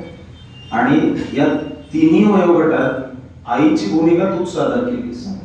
तर हे करताना तू काय स्वतःसाठी वेगळं केलंस किंवा तयारी केलीस? कारण तुझ्या वयाचं तू साकारलंस, कमी वयाचं तू साकारलंस इतकं समजू शकतं, पण त्याच्याहून मोठ्या वयाचं साकारणं, त्यासाठी लागणारी तयारी आणि ती मॅच्युरिटी ही आणण्यासाठी काय काय प्रयत्न केलीस? प्रामाणिकपणे उत्तर देते, पण मला असं वाटतं की जे श्यामने दिलं ना त्याला रिॲक्ट करून मला पुरलं. कारण सगळ्यात जास्त स्क्रीन टाइम हा छोट्या वयातल्या श्यामसोबत होता, शर्वसोबत. आणि साने गुरुजी जेव्हा झाले, श्यामचं साने गुरुजी झाल्यानंतर आई नव्हतीच, त्याच्यामुळे ओम उत्तर सोबत त्यावरती काहीच स्क्रीन टाइम नाही, जे काही आहे ते त्याच्या आठवणीतली आई आहे. तर मधला जो श्याम आहे मयूर मोरे, त्याच्यासोबत 1-2 सीन्स आहेत. तर त्यावेळेला फक्त माझं वय वाढलेलं नाही, तर माझा आजारपण पण खूप वाढलं. तर एकूणच परिस्थितीने, आजारपणामुळे म्हणजे शारीरिक आणि मानसिकरित्या खंबून गेलेली आई असं ते दाखवायचं होतं. पण परत मी असं सांगेन, आमच्या मेकअप आर्टिस्टने जो मेकअप केला होता, धडधाकट मी, पण आरशात पाहून मला वाटायला लागलं होतं की आपल्याला मेजर काहीतरी झालंय. आणि एक साधारण त्या वातावरणामध्ये थोडासा आवाजात बदल करणं, क्षीणपणे बोलणं आणि हालचालींमध्ये पण मर्यादित ताकद असणं, असा जो एक वरवरचा जो भाग असतो म्हणून बॉडी लँग्वेज वाईज तो मी केला. पण बाकी श्याम जे देत होता तशी आई रिॲक्ट करत होती असं. बरंच सिरियस डिस्कशन मला वाटतं बऱ्यापैकी आहे झालेलं, अजून करणारच होता पण जरा काही असे सेटवर घडलेल्या काही गमती जमती किंवा काही लक्षात राहिलेल्या गोष्टी की अरे हा हे म्हणजे माझं लाईफ मोमेंट आहे असं? खरं तर अख्खं शूटिंगच फार संस्मरणीय असं ठरलं. पण मजेशीर गोष्ट मी सांगू शकते, पोहण्याच्या प्रसंगाबद्दल सर आता बोलत होते, मला अजिबात पोहता येत नाही आणि शर्वला पोहायला खूप आवडतं, तो हत्तीचा पोहणारा. तर मला वाटतं चित्रपटातला सगळ्यात जास्त अभिनय हा तिथे करावा लागला जेव्हा मी त्याला ढकलून देते. मला शूरवीर असायचं होतं तिथे आणि त्याला घाबरायचं होतं. मनात इतकी उलटी परिस्थिती होती की चुकून मी ह्याच्यासोबत पडले तर माझं काय. आणि त्याला असं होतं की आता कधी एकदा उडी मारू मी. तर तिथे पण तो घाबरायचं करत होता अभिनय आणि मी असं की काही होत नाही जा. तर तेव्हा त्याने माझी खूप खेचली सुद्धा, मला खूप त्रास दिला शर्वने. आणि शर्व असं म्हणत पण होता, बघू ते बाबा जपून फारशी पुढे येऊ नकोस, नाही काय आहे मला सुखड तरी बांधलंय आणि मला पोहता पण येतं, चुकून तू पडलीस माझ्यासोबत तर हे बघ तेवढ्या वेळात माझं सुखड काढून तुला बांधण्या एवढा वेळ नाहीये बरं का वगैरे असं त्याने मला खूप वातावरण निर्मिती अशी केली होती की मला खरोखर भीती वाटायला लागली होती की जर आपण पडलो. कारण ते सगळं खरं खरं होतं, म्हणजे खरी विहीर होती, अर्थात आतमध्ये काही जण होती, चुकून कोणाला काही लागलं तर म्हणजे सेफ्टी मेजर्स सगळे होते. तर तो एक मजेशीर प्रसंग होता. दुसरा माझा मृत्यूच्या वेळेचा एक प्रसंग होता, श्यामची आई जाते, तर अतिशय गंभीर प्रसंग, अतिशय भावनिक प्रसंग. तर आम्ही सगळे त्या जागेमध्ये जमलोय, तयारी करून आलोय, त्या भावनेच्या ह्याच्यात जाण्याचा प्रयत्न करतोय सगळं. तर त्या गावातल्या कोणत्या तरी बड्या आसामीच्या घरी लग्न आणि त्या लग्नाची वरात चालली माझ्या मरण्याच्या जागेच्या मागून. त्याच्या मागे आयटम सॉंग्स, तू आणलं बा मामा हे गाणं लागलं होतं तिथे. आणि त्यात मला अतिशय विव्हळ होऊन श्याम असं म्हणायचं होतं, म्हणजे भ्रमिष्ठपणात मला श्याम दिसतो असं अगदी वेगळा प्रसंग होता, जिथे अभिनयाचा पूर्ण कस लागणार होता सगळ्यांचाच तिथे असणाऱ्या. पण मागून तर गाणं मग असं झालं की आता हे उद्यावर ढकलायचं का तर नाही, चित्रपटाची आर्थिक गणितं पण फार बघावी लागतात. आजचं जे काही टाइम टेबल ठरवलं ते पूर्ण होणं आवश्यक असतं. मग असं ठरलं ठीक आहे ह्याचं आता नंतर डबिंग करूयात, पण आता शूटिंग होणं तर महत्वाचं आहे. तर त्या वातावरणात मागे हे बॅकग्राऊंड म्युझिक असताना जेव्हा ते अतिशय करुण रसाचं म्युझिक पाहिजे, तिथे अतिशय जोरदार नाचण्यासारखं म्युझिक असताना माझं जाणं झालंय म्हणजे चित्रपटात. बरं, आता बाहेर बघणाऱ्यांची मजा अशी की म्युझिक तर इतकं कॅची आहे, पण मॉनिटरवर बघणारा सीन तर इतका गंभीर आहे. तर असं होतं की पायाने ठेका त्या गाण्यावर दिला जात होता आणि चेहरा मात्र अतिशय दुःखी करून लोक काय होतं ते बघत होते. अशा एकदम गमतीशीर गोष्टी सुद्धा सेटवर घडल्या होत्या. मी खरं तर या प्रश्नाकडे येणार होतो, पण त्याचा तू पण अजूनही विचारतो की असं म्हटलं जातं की मी पण असं अभिनय करताना अनुभवलेलं आहे की एक मोमेंट असा येतो किंवा एखादा सीन असा घडतो की तुम्ही तल्लीन होऊन जाता आणि तुम्हाला ते पात्रच दिसायला लागतं. म्हणजे तो एक ऍक्टर न दिसता ते कॅरेक्टर समोर आहे. म्हणजे श्यामच तो खरा श्याम आणि त्याची आई असं प्रसंग बऱ्याच वेळा घडतो काम करत असताना. तर असे तल्लीनतेचे क्षण कधी कधी आले आणि त्यातनं तुला काय काय स्फुरण किंवा ऊर्जा मिळाली? पूर्ण एखाद्या व्यक्तिरेखेशी तादात्म्य पावलं गेलं असं म्हणणं आता माझ्या बाबतीत थोडंसं म्हणजे पण असं ठरेल. असं काही झालं असं मला म्हणता येत नाही, पण मला असं वाटतं जे काही झालं ते खूप सहज होत गेलं. म्हणजे त्याने मला आई समजणं आणि मी त्याला श्याम समजणं हे आमच्या एकूण 1.5-2 महिन्याच्या तालमीमुळे, प्रॅक्टिसेसमुळे आणि आमच्या एकूण दिसण्यामुळे, तिथल्या वावरामुळे खूप सहज झालं. पण असा एक प्रसंग होता जेव्हा तुम्ही म्हटलं की श्यामला म्हणते की तू या गर्दीतून बाहेर पड आणि बाहेर पुढे जा, शिकायला जा, माझ्याजवळ थांबायची काही गरज नाही. त्या प्रसंगाने मात्र मी आणि शर्व म्हणजे गौरी आणि शर्व म्हणून खूप हल्लो, खूप भावूक झालो होतो आणि खूप जास्त इन्व्हॉल्व होतो त्या प्रसंगामध्ये. त्याचं एक असंही कारण होतं की आमच्या लक्षात आलं तो प्रसंग शूट करत असताना की हा माझा आणि त्याचा पडद्यावर दिसणारा शेवटचा प्रसंग असणार आहे. तर आमच्यात झालेली ती मैत्री आणि त्याची कुठेतरी ते ताटातून होणार असं काहीतरी वाटून अगदी गलबलून आलं. मला आत्ता तुम्हाला सांगताना पण कसं तरी होतंय ते आठवून. कारण की सेटवर पण शर्व माझा मित्र होता. म्हणजे माझ्या समवयस्कांमध्ये जेवढी मी मिसळायचे त्याच्यापेक्षा कैक पटीने शर्व सोबत. म्हणजे तो माझा गॉसिप पार्टनर, जिथे जाईल तिथे तो, त्याला घेऊन जाणं, असं एक आमचं खूप चांगलं बॉन्डिंग आणि मैत्री तयार झाली होती. तर त्यावेळेला आईने मुलापासून दूर जाणं, कदाचित कुठेतरी शर्वाने पण पोरीपासून दूर जाणं, हे असं काहीतरी खूप संमिश्र भावना त्यावेळेला आलेल्या असणार आहे. आणि त्यावेळेचं रडणं मात्र आमचं काही ग्लिसरीन टाकलेलं नव्हतं. आम्ही अगदी खरोखर आणि घाय मोकलून रडलो होतो. म्हणजे जनरली दिग्दर्शक नंतर चांगला टेक झाल्यानंतर ओके कट ह्या एनर्जीने म्हणत होता. त्या दिवशी तसं काही आवाजच आला नाही. तर आम्हाला कळेल ना की आम्ही एवढं वाईट केलं की काय. तर दिग्दर्शकाच्या डोळ्यात पाणी. त्याला पण तो शिक्षण घेताना आईला सोडून जात होता ते आठवलं. तर मला असं वाटतं की सगळा सेट त्या दिवशी त्या प्रसंगामध्ये खूप इन्व्हॉल्व झाला होता. तर तो एक प्रसंग जेव्हा तितक्या त्या आईपणाच्या महत्वाच्या भावनेशी कदाचित मला जोडल्या गेल्यासारखं वाटतं की हा दूर जात नाही बाबा असं. मला वाटतं ज्यांनी नसेल पाहिला त्यांनी या क्षणासाठी आणि पाहिला असेल तर पुन्हा या क्षणासाठी हा सिनेमा पाहावा. मुद्दाम हा इथे प्रश्न विचारतो कारण बऱ्याच जणांनी पाहिलेला नाही हे सिनेमा असं सरळ म्हणाले की 70 साल पूर्वीचा सिनेमा आणि आजचा सिनेमा दोन्ही तू पाहिलेस, एकात तू काम केलेस, तू काय सांगशील? हे चांगलं वाईट नाही म्हणत. हा आजचा सिनेमा का पाहावा? कारण की साने गुरुजींच्या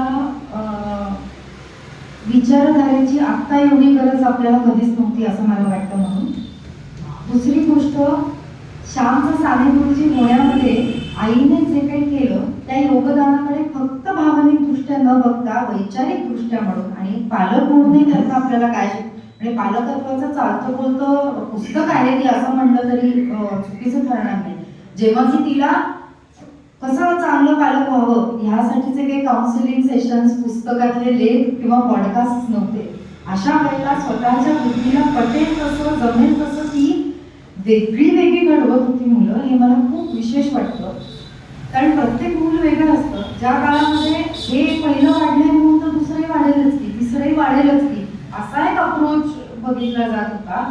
तशा वेळेला श्यामचं वेगळेपण काय आहे, त्याचं संवेदनशील आणि खोडकर मन प्रश्न विचारण्याची त्याची वृत्ती, हे सगळं लक्षात घेऊन त्याच्या भावनिक गरजा वेगळ्या आहेत ते लक्षात घेऊन ती त्याच्याशी संवाद साधत होती. तर हे एक आपला पालक म्हणून सुद्धा बघणं मला खूप गरजेचं वाटतं.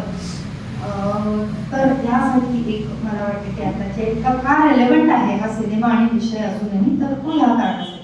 तिसरं म्हणजे हा सिनेमा श्याम पुरता मर्यादित न ठेवता त्याच्यात साने गुरुजींचा पण थोडासा काही भाग दाखवण्यात आला आहे आजच्या चित्रपटामध्ये, जेणेकरून आपल्याला श्यामला आईने काय सांगितलं हे आपल्याला माहितीच आहे, पण ते ऐकून श्यामने केलं काय पुढे, तर तो साने गुरुजी झाला.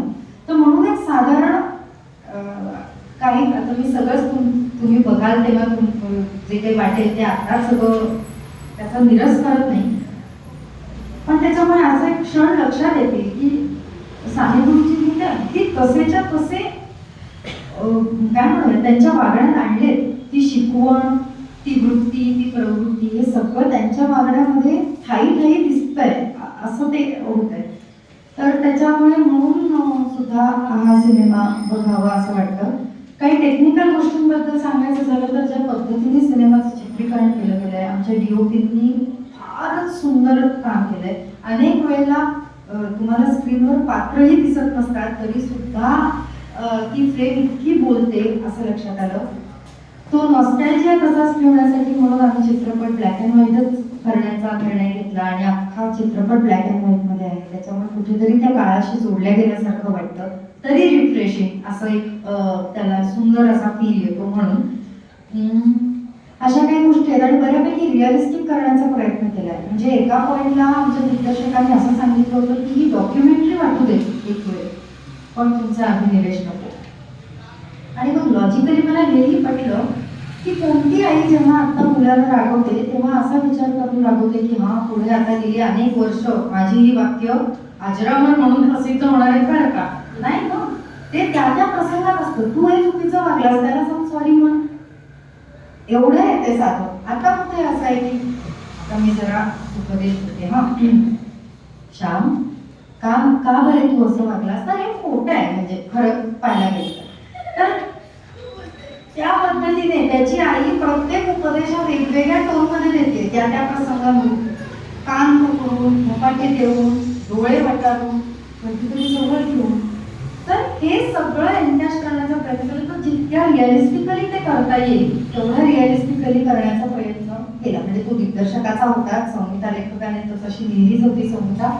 आमच्याकडूनही साधारण तशा पद्धतीची कामं केली गेली. महत्वाची सूचना हीच असायची, ते जर चांगला नाही झाला तर ते सर म्हणायचे ओके ठीक आहे चांगला झाला, पण आता जर आपण खरं करूयात बरं का. ही एकमेव आणि महत्वाची सूचना. मग आम्हाला कळायचं अच्छा आपण तोंड डाऊन करायला पाहिजे, खरोखर त्या सिच्युएशनमध्ये जगल्यासारखं वावर करायला पाहिजे. तर या काही कारणांसाठी म्हणजे हा आजचा चित्रपट मला वाटतं उद्देश दोन्ही चित्रपटांचे हे चांगलेच होते आणि साने गुरुजींच्या प्रेमापोटी केलेले चित्रपट होते. पण मला असं वाटतं की एक कुठेतरी त्यावेळेच्या सगळ्या मर्यादा असलेला चित्रपट आता जर आपल्याला टेक्नॉलॉजी पण जास्त चांगली मिळते आहे आणि त्याच्यात काही बदल करता येऊ शकणार, तर आपला बुद्धी वापरून आपल्या विचारांनी काहीतरी वेगळ्या पद्धतीने या कादंबरीला भिडावं. सुजय सरांनी एकच वाक्य सांगते की ते जेव्हा म्हणाले की का करावं असं वाटलं, तर ते म्हणाले मला विशेष हे वाटलं की 25 वर्षाची तरुणी आजची बघा आणि ही बघा, तर ही तसं पाहायला गेलं तर जिची स्वतःचीच डेव्हलपमेंट पूर्ण झाली असं म्हणतात आणि ही मुलगी इतक्या कमालीच्या व्हॅल्यूज मुलांमध्ये अशी संक्रमित करते आणि त्यातनं साने गुरुजी घडतायत, हे किती मोठं आहे. तर हे त्यांना दाखवणं फार विशेष आणि महत्वाचं वाटलं. तर असे फार वेगवेगळ्या एकच पुस्तक आपल्याला सुद्धा वयाच्या वेगवेगळ्या टप्प्यात वेगवेगळं कळतं, वेगवेगळं भावतं. तर हा तर आता 70 वर्षांचा काळ गेल्यामध्ये, तर आपल्याला आता ते पुस्तक ज्या पद्धतीने दिसतंय त्या पद्धतीने ते लोकांनाही दाखवावं अशा एक बेसिक वाटण्यानुसार हा चित्रपट घडला. तो बघावा. नाही, मला याच्यात अजून एक पैलू संगीताचा ऍड करावा असं वाटतं. कारण संगीत हे अशोक बत्की सर असतील, महेश काळे असतील, यांनी ते म्हणजे जुनं पारंपरिक आपण ऐकलेलं आहे सगळ्यांनी, पण हे नवीन ज्या पद्धतीने त्यांनी केलेलं आहे तीच गाणी आहेत, तेच सगळं आहे, पण वेगळ्या पद्धतीने ते ऐकताना पुन्हा तुम्ही वेगळ्या जगात जाता असा माझा पर्सनल अनुभव आहे. कारण मी रोज रात्री खरा तो एकची धर्म हे लूप मध्ये ऐकत असतो. मला खूप आवडतं ते गाणं, हे जे रिसेंट आहे ते. आधीचं पण छानच आहे. किती वेळ जसं मदर इंडिया पिक्चर होता आणि नरगिसनं जो उमर केला, मदर महाराष्ट्रात म्हणजे काही सांगते आणि या चित्रपटाला अमर करण्यात आमच्या आईचं पहिल्याच पदार्पणामध्येच शिक्षण मानणारा हा पिक्चर गौरीनं केला. माझ्याकडे तो संवाद साधला. मराठी या चित्रपटाच्या बाहेर एक तुमच्या तुम्ही त्याचं बी संपवायच्या आधी मी एक प्रश्न खास करून विचारू इच्छितो की तुझं आम्ही इंट्रोडक्शन ऐकलं, सगळ्यांनी ऐकलं, तुझं जी वाटचाल आहे ती किंवा आता वंदना बोके कुलकर्णी मॅडम बरोबर काम करतेस, अरुणा ढेरेंच्या काही साहित्यावर काम करतेस, श्यामची आई या चित्रपटात प्रमुख भूमिका केलीस. त्यावर एक असं जाणवतंय की तू व्यक्तिरेखा निवडताना त्याच्यावर साहित्य मूल्य आणि साहित्य गर्भ किती आहे हा तू तपासतेस असं एक अंदाज आहे. स्त्रियांविषयी जास्त तुमचं कल दिसतो.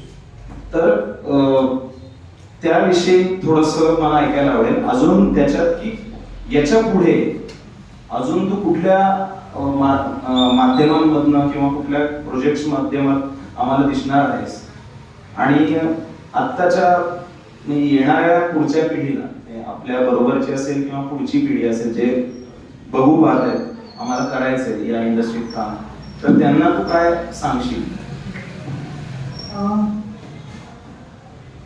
खरं तर प्रत्येक लिहिली गेलेली गोष्ट ही टेक्निकली साहित्य आपण म्हणतोच असं आहे, पण कसं पुस्तकं वाचणं हा लहानपणापासून मी करत आलेली गोष्ट आहे. सुदैवाने माझ्यासोबत अशी कामं करण्याची संधी मला मिळत गेली. याच्या पुढे हाच निकष असेल का तर नाही कदाचित, कारण जसं तू म्हणालास तसं म्हणजे लिहिलं गेलेलं काहीही हे साहित्य असं मी ढोबळ मनाने म्हटलं तर कोणती नवीन संहिता लिहिलेली असली तरी सुद्धा ती तशीच होईल. अर्थात आपल्याकडे खूपच अप्रतिम कथा आणि कादंबऱ्या लिहिल्या गेलेल्या आहेत ज्याला सिनेमाचं रूप दिलं तर म्हणजे ते कदाचित मस्त होऊ शकतं. पण तरी सुद्धा मी ओपन टू ऑल संहिता असं आहे. त्याच्यामुळे मला असं वाटतं की त्याला जर अशा कोणत्या साहित्यकृतीचा बेस असेल तर वेल अँड गुड, पण नसेल तरी सुद्धा माझ्या नकाराचं ते कारण असणार नाही हे नक्की. पण अर्थात मला थोडंसं पटेल असं कन्व्हिन्स होईल असं काहीतरी त्यातलं असावं हे नक्कीच. म्हणजे त्याच्याशिवाय तुम्ही कन्व्हिक्शननी काम करणं थोडं अवघड जातं. आशय घन असला पाहिजे. हो बरोबर. किंवा मला ज्या पद्धतीचे करून बघायचे तसे असं म्हणेन मी. आणि आता तुझे विचारलंस की पुढचं काय, तर चालू आहे अजून आता घोषित करावं असं काही नाही, पण त्या निमित्ताने मी हे सांगू इच्छिते की श्यामची आई ही एक भूमिका होती मी केलेली, ती गौरी नाही.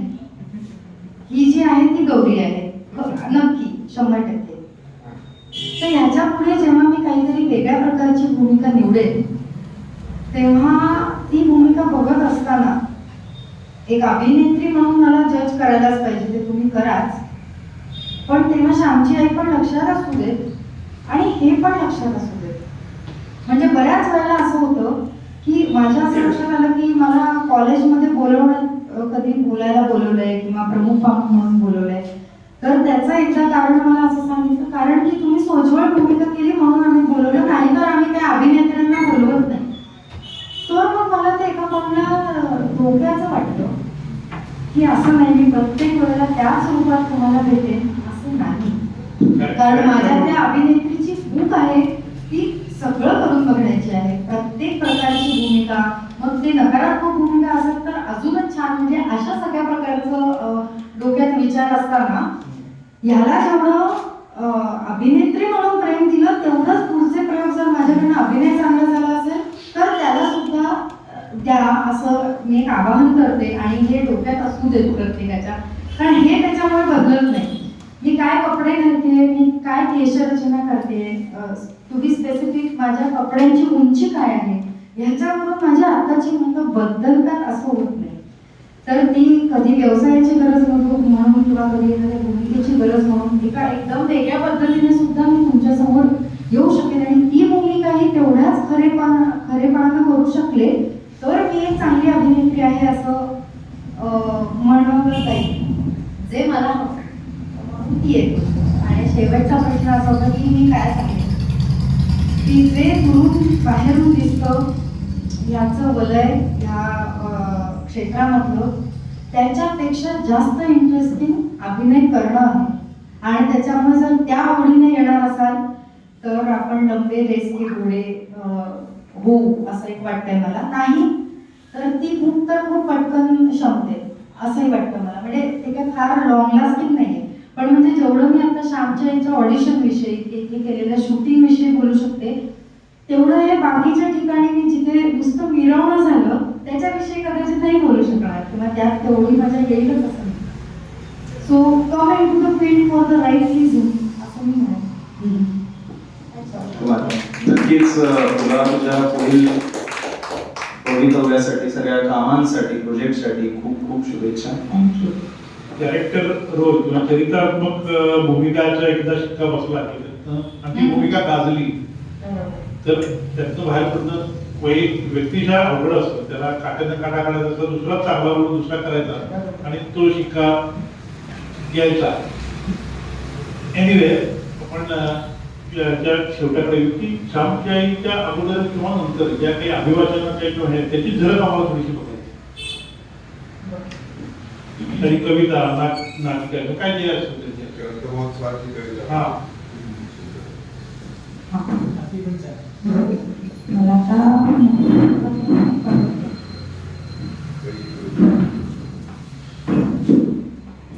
अडगळ वाजली होती का?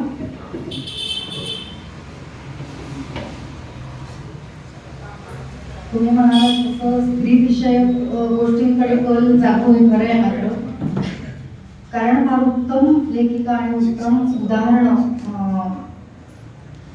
फेमिनिस्टांची अत्यंत चांगली उदाहरणं डोळ्यांसमोर असल्यामुळे आणि तशा लेखिका म्हणजे गौरी देशपांडे सुरमई तेव्हा वाचली होती नाही का?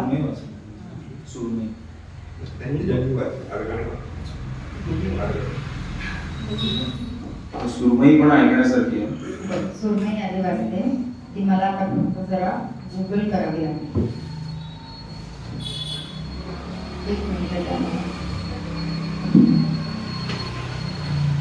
किरण गेलेंची ही कविता आहे, फार सुंदर आहे. सुरमई. तुम्हाला सुरमई माहितीये का? बरोबर, चवदार रसरशीत सुरमई कोणाला माहित नाही. पण तुम्ही सुरमई विषयी आणखी काही सांगू शकाल? अरे तुम्हाला तर सगळंच माहितीये.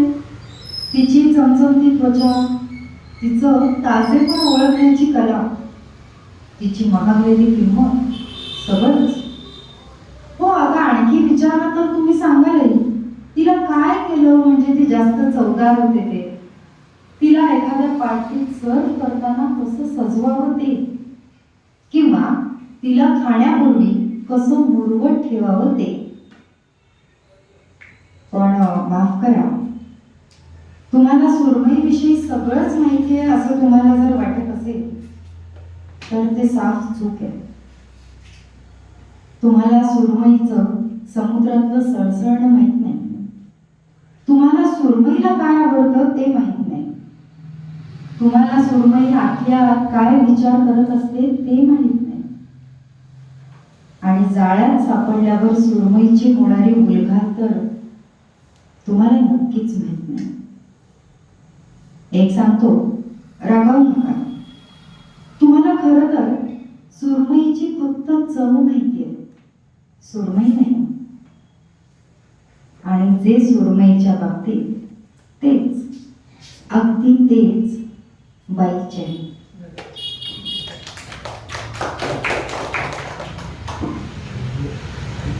किरण येलेंची कविता.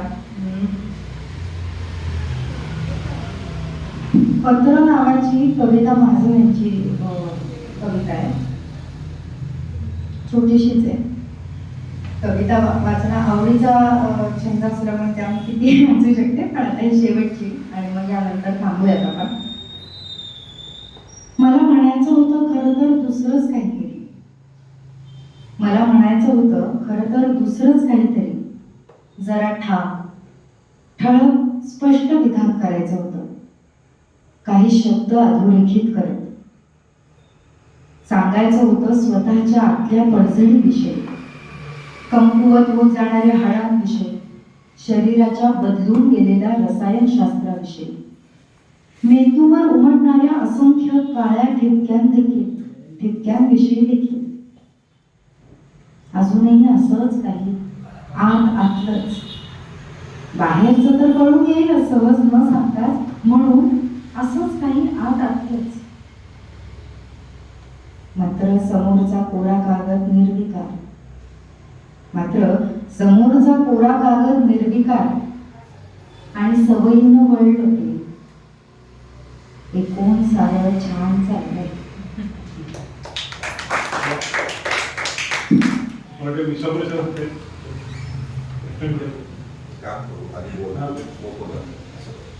पुढे जायचं.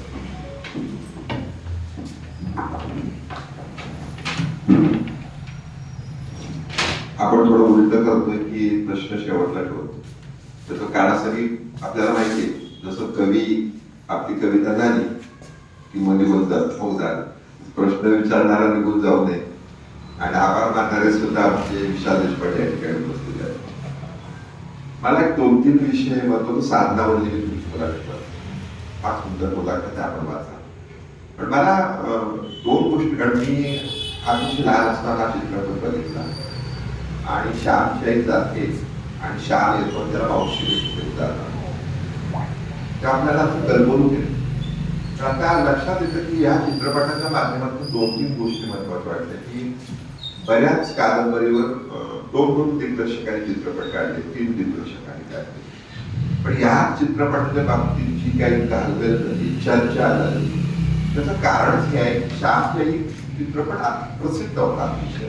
त्यानुसार श्यामची पुस्तकं भरपूर संपतात. त्याच्यामुळे लोकांच्या मनात ते आणि हा ही जी एक प्रकारची स्पर्धा होती, त्याच्यामध्ये मला असं वाटतं की फार मोठा एक प्रकारचा ताणतणाव थोडासा होता असं मला वाटतं. पण आपण जर विचार केला तर चित्रपट हा दिग्दर्शकाचा असतो सगळ्यात महत्वाचा. म्हणजे शेवटला तालिका देशपांडे सांगितलं आमचा चित्रपट इथं फिल्म क्लब आहे आणि त्या ठिकाणी वेगळे चित्रपट दाखवले जातात आणि आपण हाही प्रयोग करूया. आम्ही पोहोचतो श्यामचे तोही चित्रपट दाखवायचे, तुमच्या दाखवायचा तोही दाखवायचा. सातारमध्ये एक अनोखा प्रयोग आपण दाखवतो. पण माझ्या लक्षात आलं की श्यामची आई त्या काळात जी होती ती आता नाहीये का. म्हणजे सातारचं उदाहरण असं आहे, श्रीकांत देवधर आपल्याला सगळ्यांना माहिती आहे. श्रीकांत देवधरांचे वडील आनंद चित्र टॉकीजमध्ये वायरिंगचं काम करायचं विशेष. त्याच्यात परिस्थिती नव्हती, पण आई मागं लागली की नाही श्रीकांतला बालचंद्रनगरला पाठवायचे, डिप्लोमासाठी. तो डिप्लोमाला शिकायला गेला आणि तो परीक्षा देऊन श्रीकांत देवधर हे आले पूर्वापेठेमध्ये. दारा त्याला त्यांचं पहिलं काय बघितलं असेल तर समोर आईचा फोटोने हात, मला त्या तो श्यामच्या आईचा चित्रपट आहे. मग त्याला काय मिळवलं नाही तर ती परीक्षा चालू होती. जर परीक्षेतून त्याला जर बोलवलं असतं तर पुन्हा परीक्षा द्यायला आणखी अडचणी, पैसे नव्हते घरामध्ये. तर हे जे परिणाम आहे ते मला असं वाटतं की अजून आहे. श्यामची अजून सुद्धा आपल्याला काय दिसत नाही, कारण आपली बऱ्याच जणांची आपली आर्थिक परिस्थिती सुधारलेली आहे. पण जेव्हा मराठी शाळांमध्ये आपण जेव्हा बघतो तेव्हा ते आपल्या लक्षात येतं की श्यामचे प्रत्येक ठिकाणी अजून आहे, की अजून सुद्धा धरपडते आजी आहे त्या पद्धतीची उदाहरण. आणि मला त्यातनं असं जाणवलं की एक महत्व म्हणजे शालेय जीवनापासून तुला आवड आहे वक्तृत्व काम करणं, पण तुला तेही वाटतं की मी ह्या एका स्पर्धेत म्हणजे मोठ्या मोठ्या फिरोदय असेल तिथं मला भाग घेता आला नाही. मग हे एवढं तू पुढे जायचं कारण ते शालेय जीवनातल्या त्या स्पर्धेमध्ये आहे. आणि त्याहीपेक्षा आईचं वाचन संस्कृती आणि वडिलांचं वक्तृत्व अति चांगलं त्यांचं होतं, ते व्याख्यानं द्यायची, ते सगळं करणार. पण तेवढंच आलंय का? नाही. इथं विशेषतः वंदना मोठील कुलकर्णी असेल, आता तिने नाव घेतलं तसं गजानन बारातले असतील, अतुल, ह्या सगळ्यांच्या बरोबर जी वाचन संस्कृतीची जी जोडली गेली, ज्ञानपुस्तक ट्रेनिंगला त्या दृष्टीने महत्व आहे, ती वाचन संस्कृतीला जोडली गेली. तिचं वाचन प्रचंड आहे आणि ते सगळं अभिनयात. म्हणजे आपण जर विचार केला तर जेव्हा आपण अमिताभ बच्चन बघतो, मोठमोठी नाटकं बघतो, त्यांचं वाचन प्रचंड आहे, त्यांचं कविता करणं प्रचंड आहे, त्यांचं एकंदरीत ते सगळं तुमच्या अभिनयामध्ये.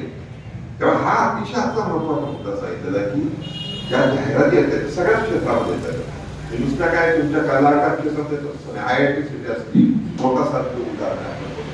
आता आश्चर्य उदाहरण सातारचं मोठं चाललेलं आहे. पण आपल्याला सगळ्यात महत्वाचा हा जो मुद्दा आहे की पालकांनी इथं पुढे सावध राहिलं पाहिजे आणि ह्या शाखेत की पालकांनी कसं वागायला पाहिजे. आपण सांगू शकत नाही इंग्रजी माध्यमाच्या शाळेत घाला, मराठी माध्यमाच्या शाळेत घाला, पण आपण हे नक्की सांगू शकतो की त्या शाळेत जाऊन तिथं संगीताचा शिक्षक आहे का, तिथं कविता म्हणून घेतल्या जातात का, जुन्या कवितांच्या कविता म्हणतात, हे जे सगळं आहे ना, हे मला असं वाटतं हा श्यामचा एक चित्रपट विशेषतः शिकवत आहे. आणि या चित्रपटाचं वैशिष्ट्य आहे, तिने बऱ्याच गोष्टी सांगितल्या नाही, पण शर्व मला वाटतं तुझ्यामुळेच या चित्रपटात आला ना, तो दुसरा काय किंवा दुसरं नाव असेल ते तुझ्या मित्राचा मुलगा तो हाच का शर्व. माझ्या मुलाचं नाही, पण त्याला योग्य समजणारे 2-3 जण होते, त्यातली मी सुद्धा एक होते की तू याला ऑडिशन दे बरं का. म्हणजे ते ऑडिशनची जेव्हा जाहिरात आली तेव्हा गौरीने आपल्यासाठी काय नाही प्रयत्न केले. तिला असं वाटतं श्याम म्हणून आपल्या मित्राचा मुलगा जो आहे तो चांगलं काम करू शकेल, त्यासाठी तिने प्रयत्न केले. आणि योग असा येत गेला की सगळं तिच्यापर्यंत येऊन पोहोचलं आणि श्यामच्या आईचा रोग तिला मिळाला. आणि विशेषतः सुक्तनकर सातारा बऱ्याच वेळ लिहून गेलेले आहेत आणि म्हणजे सुजय लहान याच्या दिग्दर्शनाखाली तिला काम करायला जसं मिळालं तसं त्यांना पाहिजे तसं कॅरेक्टर मिळालं. म्हणजे दिग्दर्शक खुश होतो ना, आपल्याला पाहिजे, आपल्या मनात ज्या भावना आहेत तो कलाकार सांगत असतो. म्हणजे संध्या चौघुलेंचं परवा मागच्या आठवड्यात आलेलं काल आलेलं की त्यांच्या आजीची धडपड, त्यांच्या आजींनी आणि त्यांच्या वडिलांनी जी लहान लहान मुलं होती पण शेतीमध्ये विहीर खोदली आणि स्वाभिमानाने त्यांनी सगळं ते केलं. हे सगळं त्याच्यामध्ये कोणत्या केलं का आपल्या शाळेत आता विद्यार्थी आहे तो मोठा झाला जगदाळे म्हणून, तर तो त्याच्या आजी त्याने एक पुस्तक आणलं, म्हणजे त्याला शिकत गेला शाळेत त्यांचं महत्व आहे. पण त्याचं त्याने इंग्रजीचं पुस्तक आणलं होतं स्पर्धा परीक्षा. हे पुस्तक बघितल्यावर आजी खुश झाली की माझ्या मुलाला जमलं ते नातवाला होतं आणि ती जास्त काम करायला लागली, जास्त करायला लागली. तर हे सगळं आहे. म्हणजे मला असं वाटतं की हा प्रवास फार मोठा आहे. 1929 सालचं उदाहरण आहे. रमाबाई पंडिता रमाबाईंचं व्याख्यान होतं, रवींद्रनाथ टागोर त्या व्याख्यानाला हजर होते आणि रमाबाईने असं म्हणजे स्त्री पुरुष आता सेम आहे. तेव्हा त्या काळात रवींद्रनाथ टागोरांनी त्याच्या विरुद्ध भूमिका मांडली. रवींद्रनाथ टागोर पद्धत बदलली, ते असं म्हटले की स्त्री आणि पुरुष फरक आहे, त्यांच्या प्रतिभेमध्ये फरक आहे, त्यांच्या वागण्यात फरक आहे, कसं आमची बरोबरी करू शकतो असं रवींद्रनाथ टागोर म्हटले होते. पण 1929 आणि हा काळ जर आपण बघितला तर जी काही एक डेव्हलपमेंट झालेली आहे तसं श्यामच्या आईचं नवीन जे मी सगळं वाचलं त्याच्यामध्ये प्रतिकात्मक आहे. म्हणजे त्या चित्रपटामध्ये श्यामची आई आणि या चित्रपटातली श्यामची आई ही मॉडर्न श्यामची आई काय काय प्रश्न विचारू शकते, काय करू शकते, हे सगळं मला असं वाटतं की त्याच्यामध्ये आहे. आणि हे सगळं होत असताना बघायच्या आठवण सांगतो की माधव जुले म्हणजे बासी मर्डेकरांची खूप, पण माधव जुले नाशिकला गेले होते.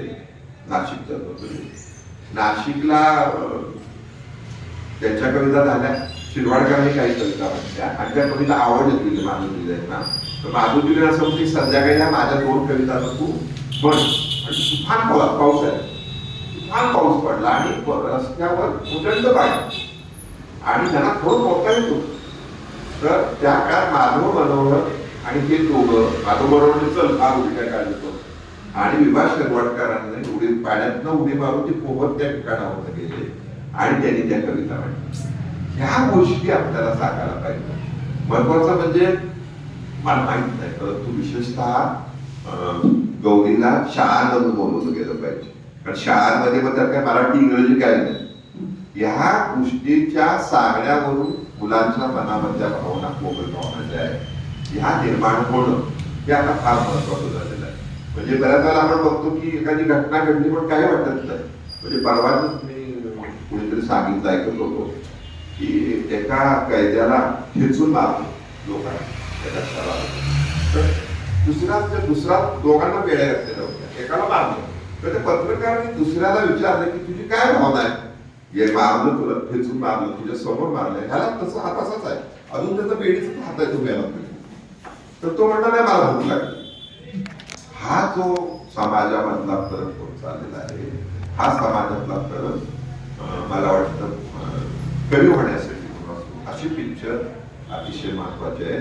आणि सगळ्यात महत्वाचा शेवटचा मुद्दा मला फार वाटला, कारण माधवबाजींना सगळीकडे बोलवलं श्याम म्हणून बोलवलं आणि त्यांच्या स्वतःच्या व्यक्तिमत्वावर कलाकार म्हणून त्यांच्या पुढच्या आयुष्यावर परिणाम झाला.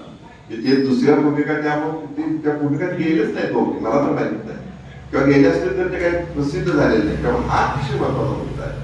आपण सुद्धा समजून घेतलं पाहिजे की आपण कोणताही चित्रपट करताना त्या समितीशी निगडीत जी भूमिका केलेली आहे तीच भूमिका आपण प्रत्येक गोष्टीत जर बघायला गेलो, म्हणजे उदाहरणार्थ आज श्यामची समजा आपण म्हटलं असतं की साडी घालून यायला पाहिजे बरं काय गौरी, तर हे आता थोडक्यात म्हणजे शक्य नाही, किंवा ते महत्वाच्या भूमिकेत अडकायचं नाही.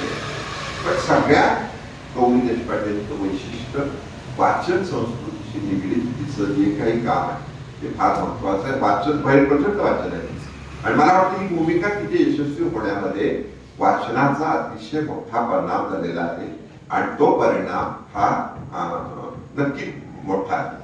जसं आपण मी म्हटलं मगाशी तो विषय निघाला की माझ्याकडे ते पद आलं आणि श्रीधर व्यंकटेश त्यांचं तुमच्या केतकरांचं तुमच्या कामला नेहरू पार्कमध्ये स्फूर्ती विशेष आहे तो कार्यक्रम होतो आणि साहित्य परिषद तो कार्यक्रम करतो. पण त्यांचं त्या निमित्ताने मी निशस्त्राचे राजकारण पुस्तक वाचलं तेव्हा माझ्या लक्षात आलं की माणसं किती वाहून घ्यायची. म्हणजे ज्ञानकोशकार केतकर हे स्वातंत्र्यवीर सावरकरांसारखे स्वातंत्र्य झाले असते, पण त्यांना ते एकापेक्षा हे 100 लोकांचं काम त्यांनी निर्माण केलं. त्याच्यात म्हटलं की आता हे झालं का की मी स्वातंत्र्य लढ्यात भाग घेणार आहे. पण त्यावेळेला त्यांनी असं सांगितलं की हे वाचा का म्हणतो ते फार महत्वाचं आहे. त्या पुस्तकात त्यांनी असं म्हटलंय की इंग्रज काय करतायत तर संस्थानिकांना सपोर्ट करतायत चुकीच्या गोष्टी. त्यांनी संस्थानिकांना सपोर्ट करावा, पण संस्थानिक प्रजेवर जेव्हा अन्याय करतायत तेव्हा संस्थानिक जेव्हा प्रजा खोळून त्यांच्या अंगावर जाते किंवा आंदोलन करते त्यावर ते कुणाची मदत घेत आहेत तर इंग्रजांची मदत घेत आहेत आणि ती इंग्रज मदत करतायत, हे काम त्यांचं नाही. तर हे सगळे पैलू ह्या स्वातंत्र्याचा उपयोग जे साने गुरुजी त्या औंधला शिकलेले आहेत, या सगळ्या गोष्टीमध्ये औंधचा पण परिणाम आहे. जसं तो की 12 हात चित्रपट निर्माण झाला, तिथली शाळा, तिथला परिसर, तिथलं सगळं त्याचाही त्या प्रत्येक गोष्टीवर परिणाम आहे. परंतु मला तो मुद्दा महत्वाचा तो मांडायचा होता की आपल्याला स्वातंत्र्य लढ्यातील जोपर्यंत आपण शिवाजी महाराजांचा आपण वाचतो ते सगळं वाचून ते तर आलंच पाहिजे वाचत, पण स्वातंत्र्य लढ्यामधलं सुद्धा वाचन झालं तर तुम्हाला आपल्याला जे वाटतं तसं पिढीमध्ये ते फरक होईल. आणि श्यामच्या आईसारख्या आईंना ते सांगता येतं, आईचं पण ऐकतं, आईला फार समजावून सांगायला लागते. आईचं ऐकणं म्हणजे फार कठीण गोष्ट झालेली आहे, वडिलांचं ऐकणं म्हणजे सगळे कठीण गोष्ट झालेली आहे. आणि तसं बघितलं तर नवीन पिढीला स्ट्रगलिंग सुद्धा होत आहे. त्यामुळं गौरी देशपांडेचं विशेष कौतुक की ज्या पद्धतीतून काम करते. वास्तविक तिने नाटकामध्ये त्या कालावधीमध्ये काम न करता सुद्धा चित्रपटामध्ये ज्या मॅच्युरिटीने तिने काम केलेलं आहे त्याच्या मागं वाचन आणि शालेय जीवनामधला प्रवास आहे आणि आई वडिलांची वाचन संस्कृती त्याचा महत्वाचा भाग आहे. पायगुडे सुद्धा अतिशय मोठं काम करतायत, त्याचे वेगवेगळ्या सिरियल मध्ये आहे, काही चांगल्या गोष्टी करतायत. अशी मंडळी विशेषतः पुढे आली पाहिजे की चांगलं वेचून त्याच्यावर चित्रपट निघाले पाहिजे. किंवा गौरी देशपांडेकडून नुसती आमची अपेक्षा ती नाहीये चित्रपटात काम करणे, हळूहळू दिग्दर्शक पण व्हावं आणि ह्या 19व्या-20व्या शतकामधल्या ज्या महत्वाच्या घटना त्या घटनेवर वेगळ्या अँगल आत्ताच्या परिस्थितीशी निगडीत अँगल चित्रपट हे महत्वाचं असं मला वाटतं. पुन्हा एकदा या कार्यक्रमाच्या निमित्ताने तुम्ही आलेल्या सारिका देशपांडे बोलणार आहे आणि नंतर शेवटला हा आभार मानेल विशाल देशपांडे आणि मग पुन्हा काही प्रश्न असतील लाईट आले शुभम आले विशाल आले. एकूणच या चित्रपटाबद्दल, चित्रपटाच्या प्रोसेस बद्दल आणि तुझ्या व्यक्तिरेखेबद्दल खूप कुतूहल होतं मनात आणि शंकाही होत्या, पण बऱ्याचशा शंका आता हे मुलाखतीच्या दरम्यान गप्पा-टप्पांमध्ये वगैरे निरसन झालेले आहेत. अतिशय जेन्युइनली, प्रांजळपणे, प्रामाणिकपणे आणि ओघवत बोलले तू. म्हणजे तुझ्या मनात जे होतं, तुला जे आम्हाला सांगायचं होतं ते थेट जसंच्या तसं आमच्यापर्यंत पोहोचतं. आणि यानंतर काही जर तिला शंका विचारायचे असतील, प्रश्न असतील तर विचारायला हरकत नाही. सुरुवात मीच करते, मला ते प्रश्न आहे. विशाल देशपांडेला आभार मानतो नाही, आभार आणि मग तुम्ही विशाल आभार मागितले नंतर पण याला पाहिजे.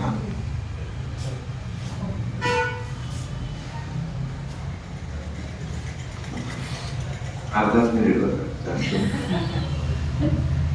आभार मानायचं काम आहे. आजच्या दिवशी विशेष आभार मानावेसे वाटतात की पाऊस आला आणि इकडे उत्तर प्रदेशमध्ये पाऊस पडला तरी लाईट घालवणारी आपली एमएसएबी. आता आपण गुजरातमध्ये सुद्धा म्हणू शकतो की गुजरातमध्ये पाऊस पडला तरी लाईट घालवणारी एमएसएबीचे पण आज आभार.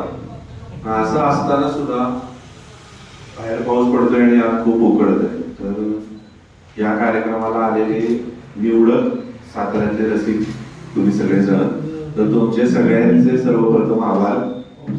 हा कार्यक्रम आयोजित करण्यासाठी नाना साहेबांनी घेतलेले विशेष परिश्रम, त्यांचे विशेष आभार. सूत्रसंचालन केल्याबद्दल डॉक्टर देशपांडे यांचेही आभार. कार्यक्रम जुळवून आणण्यात नेहमीच मोठा वाटा असतो ते श्री शिरीष चिटणीस, त्यांचेही आभार.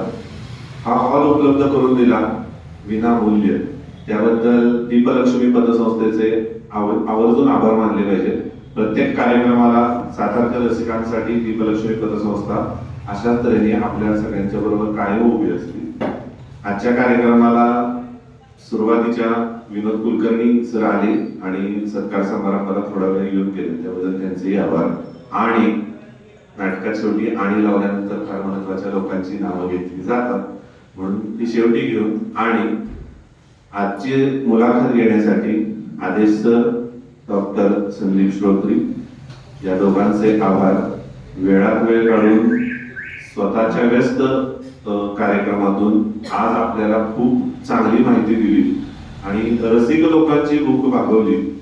पिक्चर आणि त्याच्या मागचं जे काही घडतं ते सगळं, त्याच्या मागची विचार प्रक्रिया सगळं सांगून मुलाखतीतनं आपल्यापर्यंत पोहोचवलं.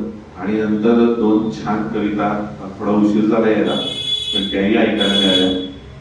या सगळ्यासाठी गौरी देशपांडे यांचे खूप खूप खूप आभार. धन्यवाद. मला एक प्रश्न विचारायचा आहे की जेव्हा दहापे सरांनी गीता वाचायला लावली, मग तुझ्या व्यक्तिरेखेबद्दल तू निबंध लिहून पाठव असं सांगितलं, ज्याच्यावर कदाचित ज्या निबंधावर तुला ही व्यक्तिरेखा रोल करायला मिळणार का हे ठरणार होतं. तर साधारण काही महत्वाचे मुद्दे सांगता येतील का की काय लिहिलं असेल तू निबंधामध्ये की त्यांना असं वाटलं की तू योग्य आहेस. अगदी ढोबळपणाने कमी सांगितलं, लक्षात येते तेवढे सांगितलं तरी चालेल. मी असा विचार करते कदाचित जर माझ्याकडे ते हँडी असेलच कुठे लिहिलेलं. मला असं वाटतं की मी एकूण तिच्या पालकत्वाविषयी जास्त बोलले होते की का बरं श्यामचं सानेगुरुजी झालं आणि त्यामध्ये सापडलं. मला वेळ असेल तर एक मिनिट वाढेल का. मी असं लिहिलं होतं, साधारणपण 4थीमध्ये असताना श्यामची आई पहिल्यांदा वाचली, तेव्हा अगदी भारावून गेल्याचं आणि त्यातल्या कित्येक रात्री वाचून रडल्याचं आजही आठवतं. आपणही असंच व्हायचंय मोठेपणी हे ठरवून टाकल्याचंही लक्षात आहे. मग पुढे पायांना माती लागू नये म्हणून जेवढं जगतोस तेवढंच मनाला मान लागू नये म्हणून जग, असं स्टेजवर म्हणून टाळ्या पण मिळत.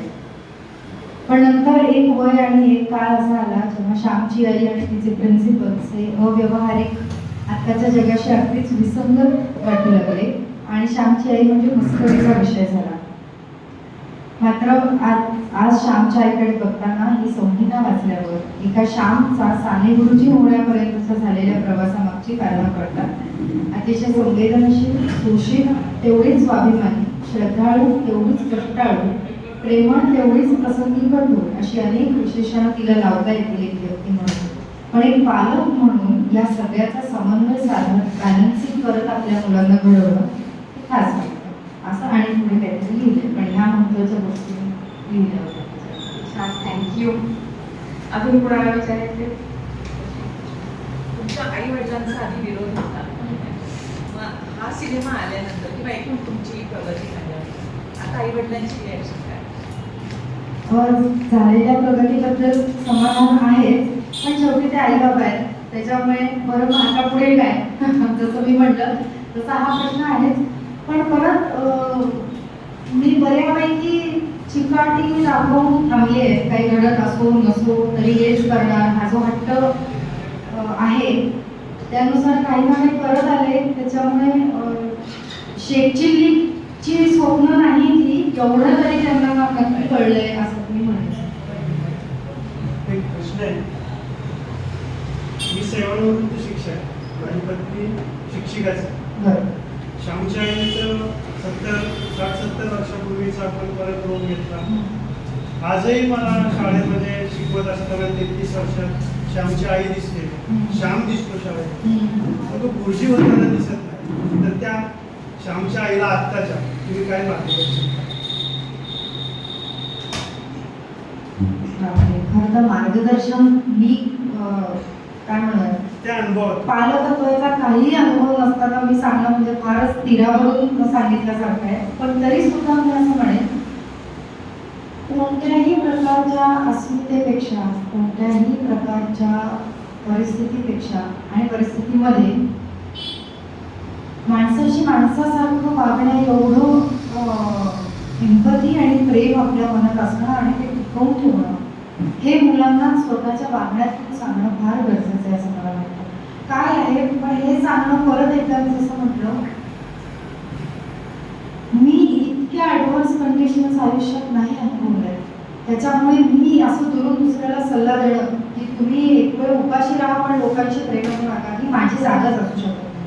पण श्यामच्या आईने करून दाखवलं ना स्वतः, तर ते तसं वाचून तिच्याकडून ते शिका. म्हणजे असं मी म्हणेन, मी फक्त मधली लवाण असेल कदाचित आत्ता या चित्रपटात आहे म्हणून, पण अदरवाईज मी कसं सांगणार. पण आज अनेक शक्य असलेली लोक सुद्धा हे पुढे नेऊ इच्छित नाहीत किंवा त्याच्यासाठी फार सजगपणे प्रयत्नशील नाहीत हे दिसतं. तेव्हा तो तिथे प्रॉब्लेम आहे.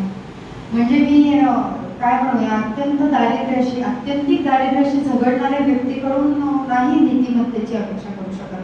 पण हा जो वर्ग आहे जो शिकतो आहे, पण शिकताना फक्त स्वतःच्या शैक्षणिक पातळीत डिग्रीमध्ये आणि मिळणाऱ्या नोकरीमध्येच फरक पडतो आहे, विचारांमध्ये वागण्यामध्ये काहीच नाही, त्यांच्याशी प्रॉब्लेम आहे.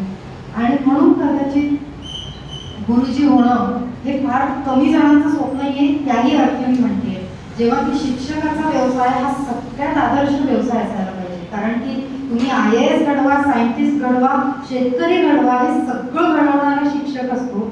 अशा वेळेला त्या जॉबला आपल्याकडे हा शेवटचा ऑप्शन म्हणून बघितलं जाणं हे फार फार वाईट आहे असं मला वाटतं. सो श्यामचे साने गुरुजींना होणं आणि मुळात गुरुजीच व्हावं अशी महत्वाकांक्षा नसणं हे दुर्दैवी आहे. पण मला वाटतं कदाचित ही गोष्ट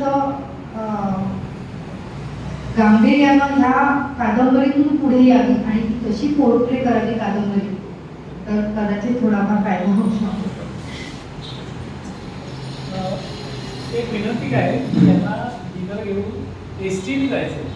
तर मला असं वाटतं की मी तुमचा नंबर सर्क्युलेट, ज्यांचा नंबर सर्क्युलेट करतो, काही विचारायचं असेल तर नक्की विचारू शकता. कारण त्यांना वेळेवर पोचलं पाहिजे. म्हणजे बरोबर आहे, एकदम गाड्या नाही. खूप छान. धन्यवाद. छान, खूप छान.